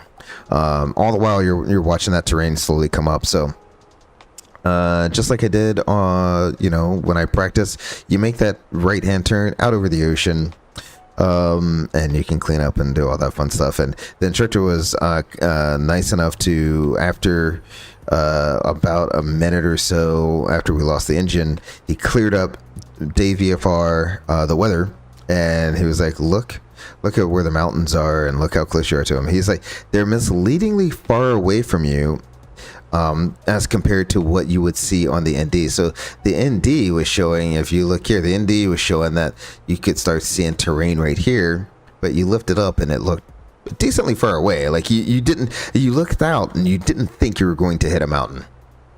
And so I think that was the whole point of that, was to say, hey, look at your ND and look how close the mountains look on your ND, and now look outside and look how much space you have to maneuver. So I think that was the big takeaway there. With that, the Santa Ana stuff, all come and go, you know, nothing too crazy out of there. Again, you do get one sim. That's the sims where they have you out of Miami and Orlando doing all types of stuff. That's kind of like your warm-up sim. Get to know the simulator, get to fly the airplane for a little bit, and then turn on the autopilot. Really, that's really how you want to operate. Just autopilot on all the time in the simulator, because it gives you, when the airplane can fly, it gives you more resources in your brain to focus on other things, right? So that was the big take. That's the big thing there. So those approaches were completely different than what you actually get on your maneuvers validation. Maneuvers validation, pretty straightforward. Again, check airman, excellent check airman, insanely knowledgeable, and no curveballs. Didn't want to throw any curveballs. Didn't say he was going to throw any curveballs. I can't blame him there. And it's not a teaching sim. However, comma but. He did, you know, as we moved through each maneuver that he had to check off the list, you know, it kept us in the loop, let us know, okay, this is what we're going to be doing next. And essentially, you know, what you do during CQ is you show up, you brief what you're going to do in the simulator, and then you get in the simulator, and the checkerman says, this is what we're going to do. This is our next point that we need to do. Okay, you go do it. This is what we got to do next. Okay, you remember how we briefed in the briefing room? All right, how are you going to do this? Tell me how you would brief this approach, yada, yada, yada. So it's not a training simulator session, but it is kind of a training simulator session. So which was fantastic, because he was able to, you know, show us some things and demonstrate what they're really looking for in terms of all the situations they put us in. That ODA, as weird as it looks on the chart, was actually very, very easy to fly. He made it simple on us.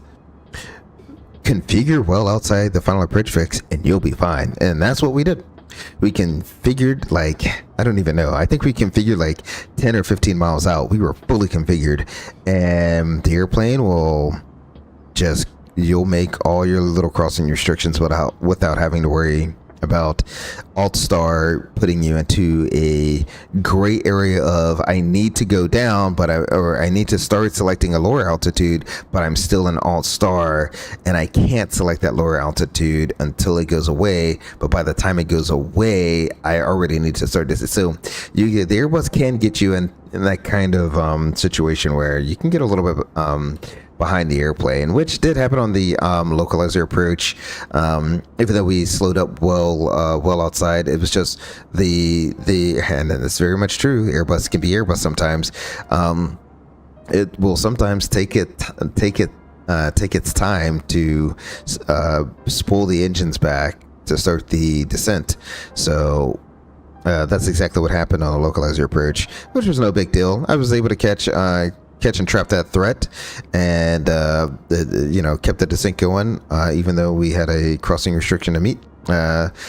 Just said, forget Alt-Star, let's just go ahead and drive it on down, and that's what we did. Turned out perfectly fine. The maneuvers validation, not bad at all. Very much a laid back, relaxed atmosphere. No threat. I mean, it is no threat. It's not your check ride, so it's not a threat. You are, like I said, you're allowed to repeat items. As long as you finish everything in the simulator session you have, you're allowed to repeat things to demonstrate, to bring you up to proficiency.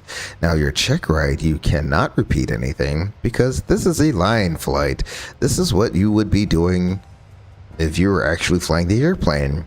So, if you actually got the airplane upside down on your check ride, well, guess what? They treat that as you would actually put the airplane upside down in real life. That is going to be a no-go. So that's some of the things they actually do look for there. I'm surprised at how early the sun is setting. Man, you can definitely tell we're starting to move towards fall with the sun setting. What seems to be so early, or maybe it's just because I'm streaming so late. I forgot I am streaming so late, but yeah, there we go. And the check ride overall, not a big deal. It's only one part, so the check ride is part of your sim session. It only takes about 2 hours to do that, and then the rest of, and it's a 4-hour sim, so it takes about 2 hours to do that, and then the rest of your time is spent doing some really fun stuff. Got to go up to 38,000 feet and stall this airplane at 38,000 feet. That is something different. So we did some low altitude stalls. The low altitude stalls, not so big. I mean, we've practiced those several times, and you kind of know how to recover from those. That's a big thing that the FAA is pushing. I may have mentioned that once before. Is the FAA, after a few accidents, has now said, all right, you have to have mandatory, they call it extended envelope training, EET, or which essentially means putting the airplane in an undesirable state, whether it be an upset attitude or stalling the aircraft. You're no longer in its normal flight envelope. So they're really big on that. Been doing that for years now, and so good lessons to be learned there with how swept wings stall differently than straight wings, and the biggest eye opener was, let's go ahead and select a lower altitude here, shall we? What is the bottom side of our spud arrival? It's going to be 7,000 feet. Let's go ahead and select 7,000. Begin our descent down. So there we go, 7,000 feet. We'll go ahead and... Did I manage that? Oh, I never cruised this. There we go. There we go. We'll go 330. Go ahead and insert that. And we can go ahead and... We'll start down. Destination data. Oh, we have a real world ATIS. They're using 2 8s. Okay, ones are calm. They're using 2 8s. That's gonna change that. Things can be. That's gonna get. That is just like real life. We got our ATIS. They changed the runways around, so. Or I shouldn't say real life. That is just like the check ride. We had to change it up. So we'll go 28. So RNAV 28 left. Visual approaches and use. So we'll do the RNAV to 28 left, I guess, since they don't have an ILS. RNAV. Which one shall we do? I need charts. Approach to 8 left. RNAV GPS. Let's just do the RNAV GPS, shall we? So that is going to be the Yankee.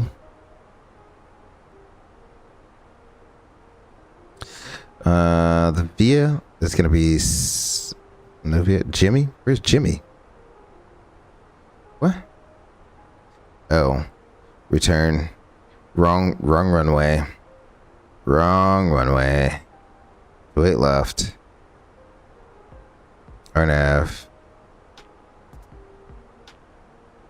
28, RNAV Yankee. 28 left. There you go. With their approach via being Canuck. That doesn't matter. There we go.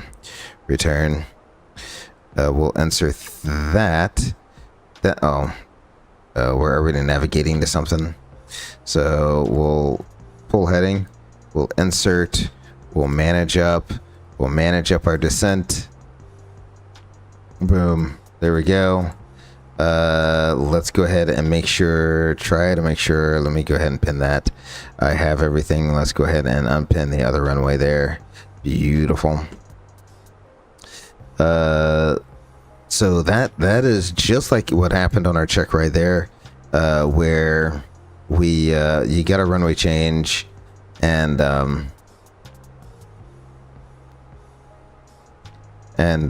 you had to go and do a lot of stuff. With two pilots, it makes it a lot easier. Let me go ahead. It's wanting more drag. We'll go ahead and throw out some speed brakes there. Beautiful. We have taut at or above 11,000 feet. Mash at or above 11,250 knots. Spud is at 10,000 at or above 10,250 knots. Ooh, I need to do a sealord transition. There we go. Approach via cellar. All right, that's much better. Return. Insert. Let me do this again.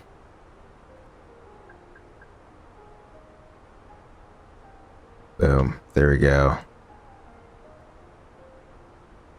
Beautiful.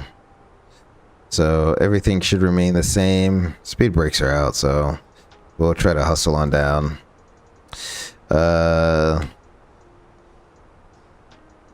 Let's see.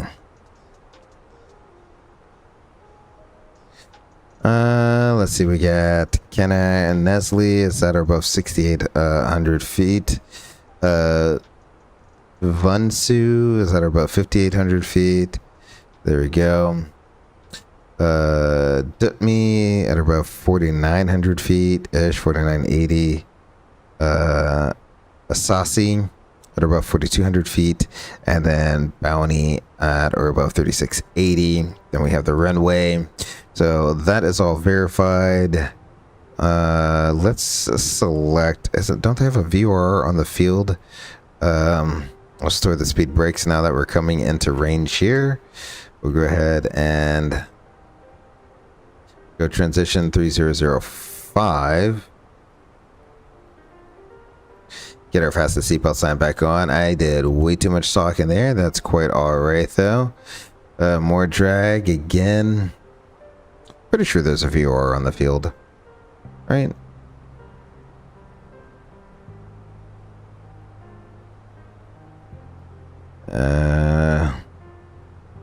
Let's see. It's gonna be, yeah, Boise. We'll do BOI just in case. I'll hard tune that. BOI. There we go. That's hard tuned. Let's do, it's GPS approach, so we just need 0.3 and 3267. That's a DA. Okay. So K B O I 28L. Beautiful. 0.3. Performance. We want the weather. There is going to be winds calm. Temperature is 24.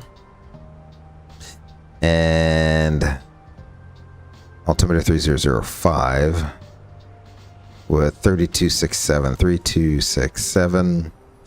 Beautiful. All of that is all done. We're looking good.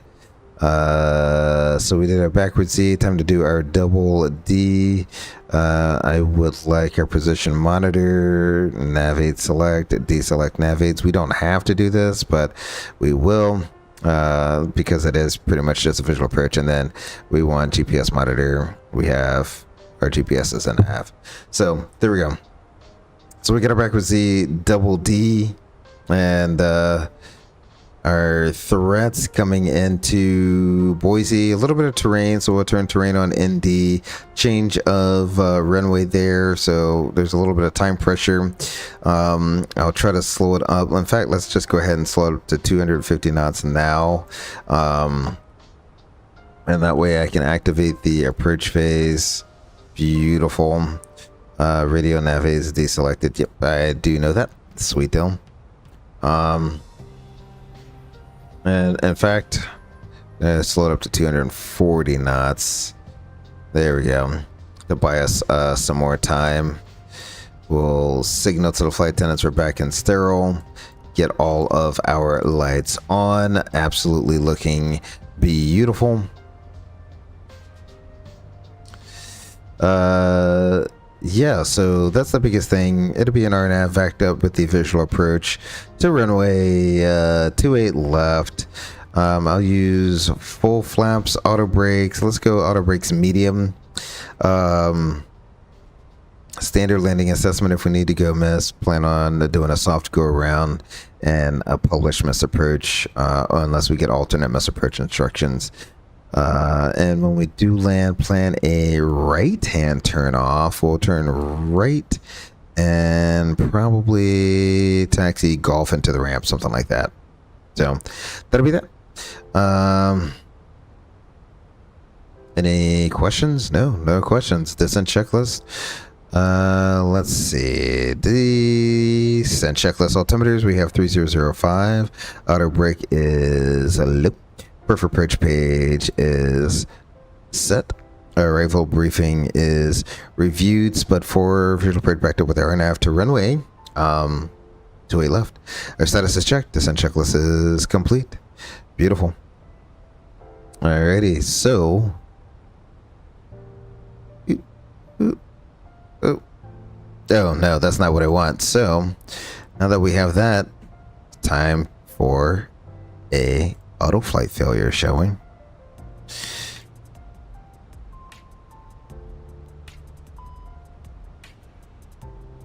Boom, there we go. My aircraft. Let's see, what do we have? We have auto flight, so that's gonna keep going every 5 seconds. So we don't have to do the whole, not the ECAM action. Hey, what did I say? If it's flashing at you, do what it says to do. It says move. All right, I'm gonna move it. We're in the idle now. So we have auto flight, auto thrust off. It's not an ECAM quick action item or an ECAM exception. So we'll let the first officer fly while I run the ECAM. So his aircraft, his radios, ECAM actions, auto flight, auto thrust off. You move the auto thrust, you move the thrust lever, so that's good. That's advisory in nature, nothing really much to do here. So clear auto flight, we'll clear the auto flight. Status, we have Cat 2 only, auto thrust, and Cat 3 are inoperative systems. Clear status, clear status. Our ECAM actions are complete. It seems like we've leveled off here, so we'll bring the thrust back in before we get ourselves into a low speed state. Beautiful. So with that done, we can head into the QRH. The QRH really doesn't have a lot. So what it's going to say is turn on the other autopilot, see if you can get it back. Nope. So we really don't have auto thrust. So now I am the auto thrust from here on out. So that's the only real major difference here. So that's how that kind of goes. It goes a lot smoother with 2 pilots versus 1. But there we go. I kind of got behind the 8 ball there. Let's go ahead and let's pause our in-flight music there. I need to get the flight replay going here. Yep. I hope this doesn't crash my sim. It is recording. I am not getting weird stutters. I love it. Jesus, I am trying to look in all types of directions all at once. What we can do is we can arm the approach here now. We have final lap. Beautiful.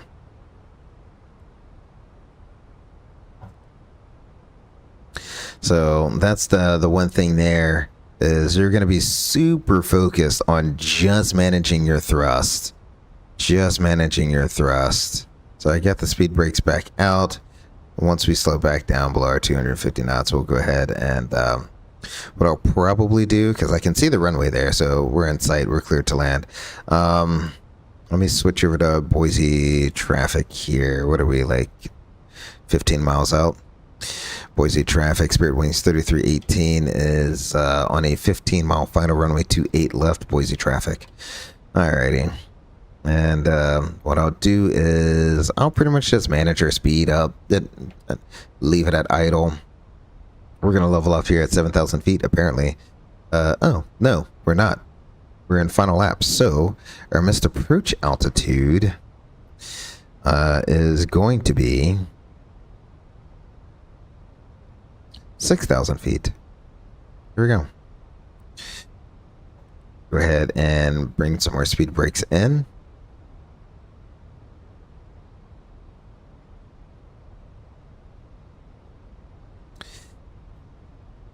Beautiful, looking good. And again, it's really not bad. You just got to remember, hey, like you're the auto thrust now, so you have to be the one that moves the thrust up and down. But at any rate, I'll go ahead. We'll get slowed down and configured here. That's a false 2500. We're not really 25, but it's just because we're over a mountain right now is really why that's going on. We're still kind of fast, a lot faster than I want to be, so I'll go ahead and drop the gear, add more drag here. We're VFE next -10. Let's go flaps 1, speed verified. That's going to bring up our status page. No changes, clear status, beautiful.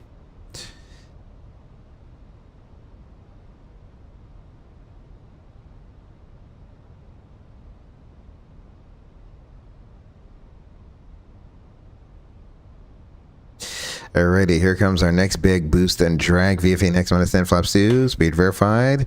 There we go. That should net us a little bit more extra drag.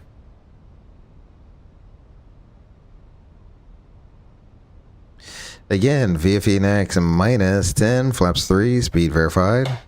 And with that, I'm going to go ahead and store our speed brakes. In fact, I'm going to arm them, and now we can go VFE next -10, flaps full, speed verified. Before landing checklist, altimeters are 3005 and 4440.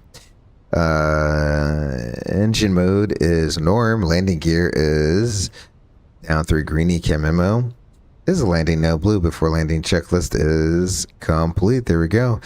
We're almost on speed. I'm gonna bring the thrust up now. I just want to use that trend arrow to kind of be my guide as to where my thrust needs to be. You see how that trend arrow is not going anywhere? That's good, but I'm a little fast, so I'm gonna bring a little thrust out. I'm gonna turn the sim volume up now. I will see you on the ground. We're 1,000 feet, stable.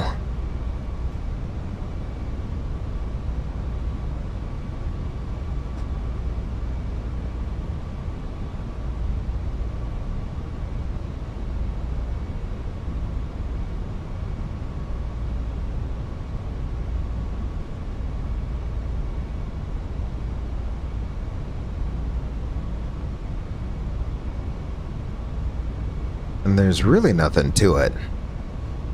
At about the same time I would if I had the auto thrust on, I'll bring the thrust to idle. But other than that, we're just manually controlling the thrust. And you see how stable it is right now. Winds are calm. Autopilot can come off.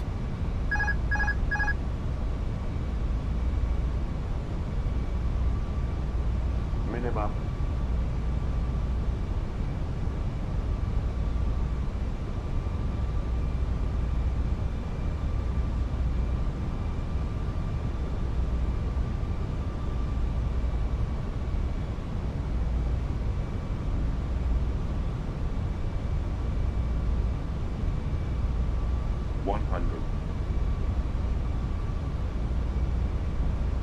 Testing. 40. 20. Retard. Retard. 5. 5. Deployed.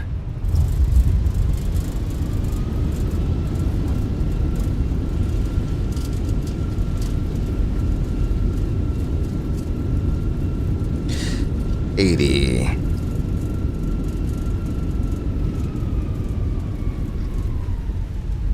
$60. We'll let the auto brakes keep doing auto brake things. We'll bring our taxi diagram up here. Beautiful. Auto brakes off. We're manually braking. Our next taxiway is Whiskey.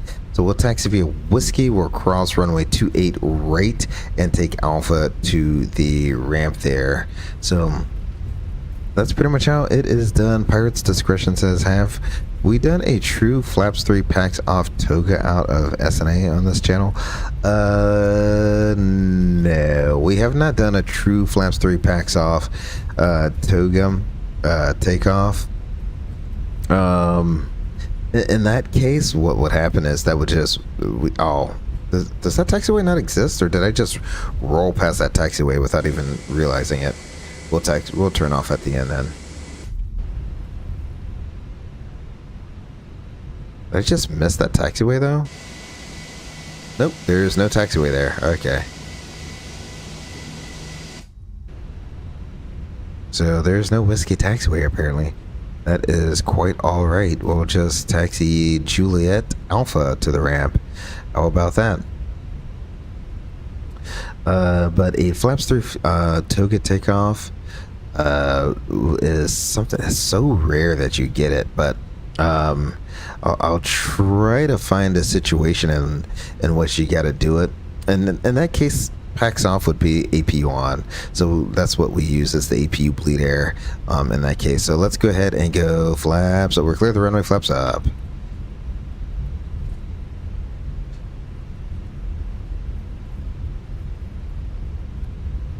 The radar off.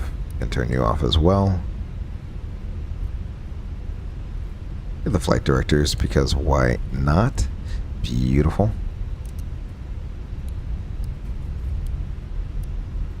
And we don't have an APU, so we need to leave our APU, both engines running. Let's see. Oh, my scenery didn't import. Oh, how sad. I swear scenery imported it into Microsoft. That's okay. That's okay. We have generic Boise scenery. I'm sorry, everyone. I thought I had the third-party scenery. That was it, vertical sim scenery. I guess it either took it out or something happened. That's probably what happened during the update. Is it overrode a lot of the airports I imported into my community folders, and I'm gonna have to go back and double check my community folder to see what happened with it, but that's quite all right. We'll find a gate and just go park there and hopefully call it a night. We'll get the replay going. I'm not even gonna mind bother deplaning. We'll just we'll hop right into looking at the landing replays there, since it's been a minute since I've actually showed a replay on the channel, since during the when I was doing my prep for CQ, I didn't bother doing any replays or anything like that. So I'm kind of bummed, man. The Boise scenery looks really, really, really good. I mean, it has all the markings on the taxiway here, but the terminal's not there. That's just weird. That's just weird. Yeah, I do not know what happened to my Boise scenery.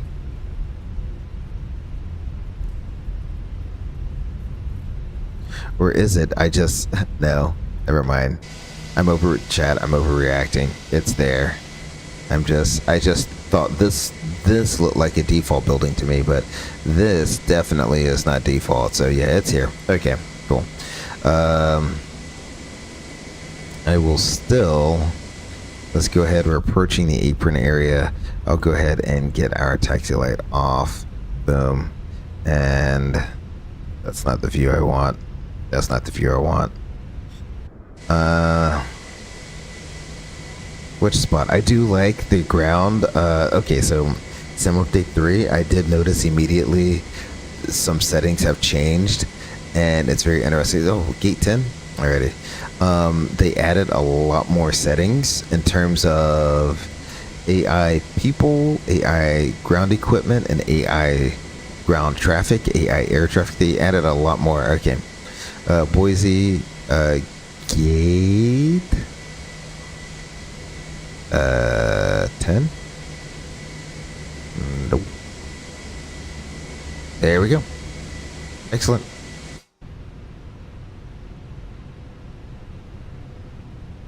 So we will go ahead and park at gate 10 here.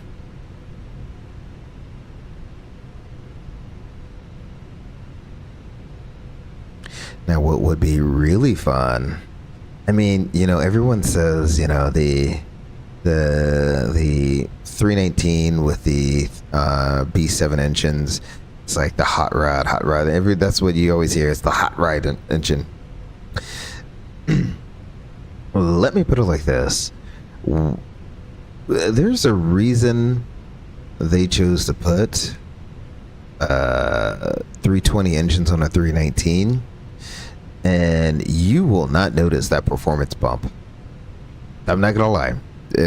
When you're in a hot, high, heavy environment, yes, you're going to get better performance, but it's not like you're going to be skyrocketing through restrictions, you know. Now, unless you're very light. If you're very light, that's a very good possibility that you're going to be a literal rocket ship. 320 engines on a 319, you're a rocket ship, 100%. The 320 already performs leaps and bounds better than a 321. And a 319 already outperforms a 320. Then you put 320 engines on it? Get out of here. Get out of here. You have performance all day. Now that would be fun. A light 319 with the B7 engines, flaps 3, APU on, or whatever, bleeds off, takeoff. That would be absolutely insane to do.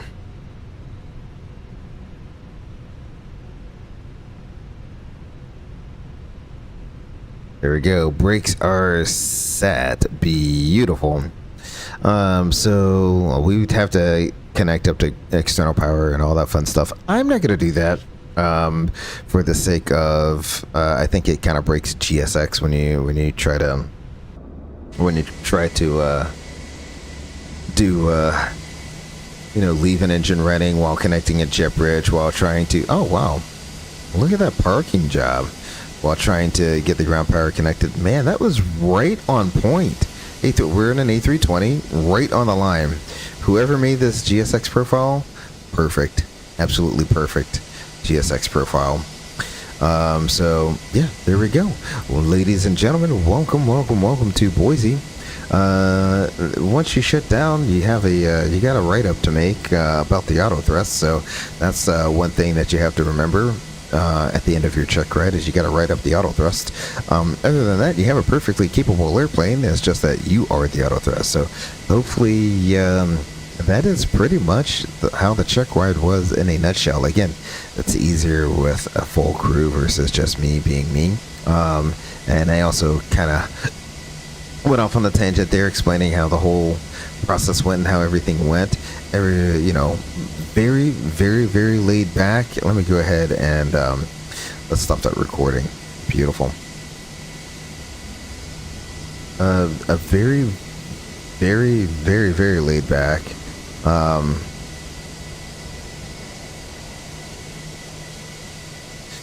And very much a low threat check ride, low threat training. I was very, very fortunate to have an amazing first officer who came well prepared, and he made the check ride go so much smoother. Just being well prepared. He had no qualms with who was going to fly. I said, hey, man, can you fly the airplane?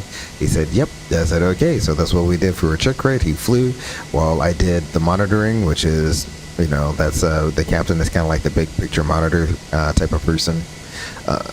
So I had him do that. And He flew it to perfection. Had a beautiful auto thrust off landing. Kudos to him. That was quite fantastic. He even had my back taxiing in, because they kind of tried to compress your taxi in as well, when you're trying to talk to ramp control and stuff like that. So he handled everything above and beyond what above and beyond any expectation I had of what a check ride should be. So kudos to my first officer. Really do appreciate him.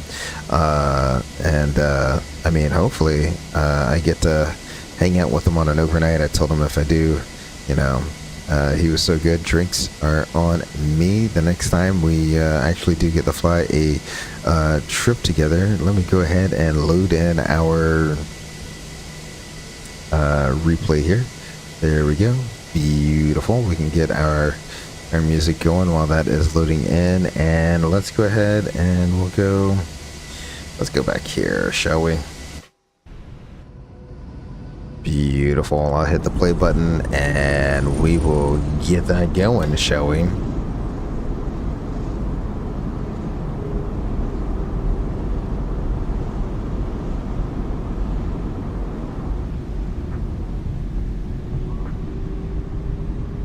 Beautiful.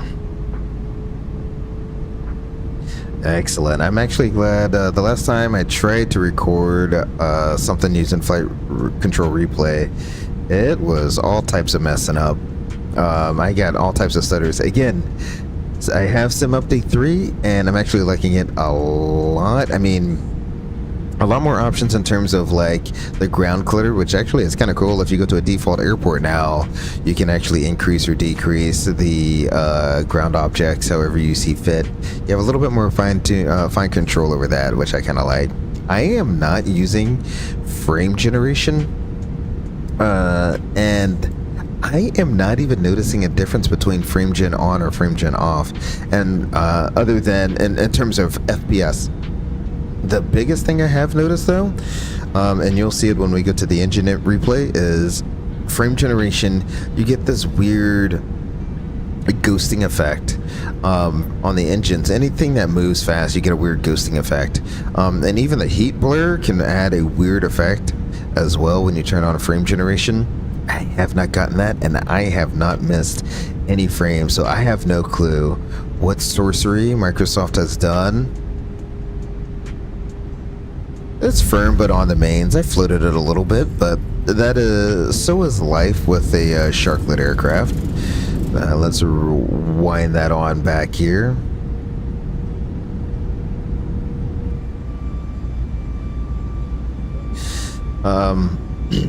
But you see what I'm talking about here. If I had frame gen on, you would see a lot of weird artifacting. You don't see the artifacting here, so that's one thing I absolutely do love. I have no clue what magic Microsoft worked, but this simulator is just running. I'm not using any like frame gen mods. I'm not using any like auto FPS. I'm not using anything to improve my frames. I literally am just, this is the stock flight simulator with no frame gen.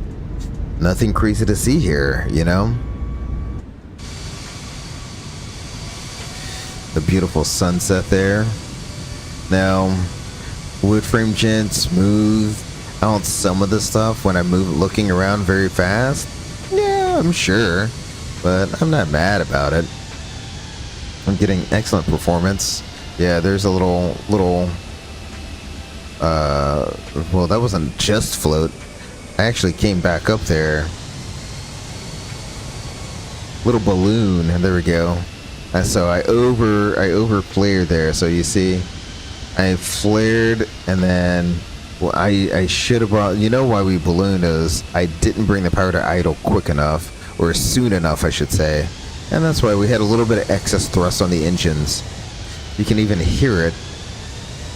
The volume's all the way up, so you should be able to hear it. You can hear the engines go to idle, and it went to idle right just after I begun my flare, and that's why we ballooned. So just hold it, and then accept that nice firm landing. That's quite all right. I'll bring the sim volume down now, so I'm not blowing your ears out anymore. There we go. Absolutely beautiful. Let's see. Let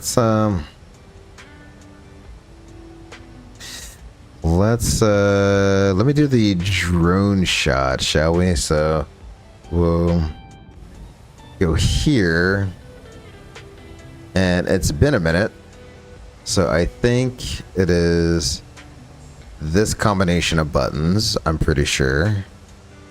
Yep, there we go.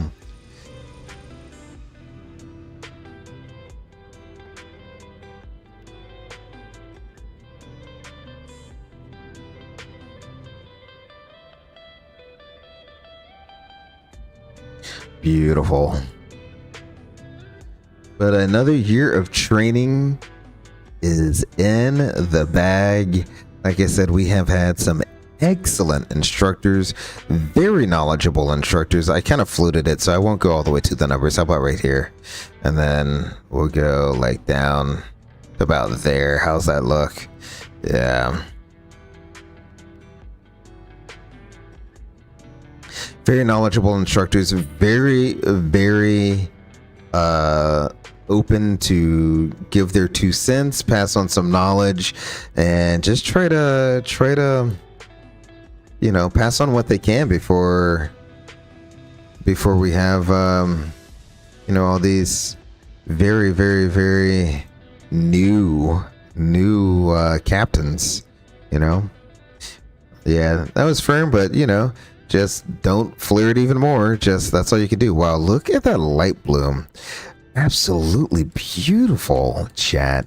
This is absolutely beautiful.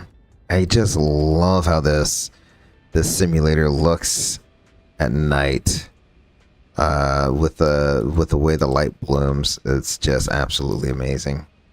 There we go. So I'll bring it back to its normal position, and then we will head inside for our final shot here.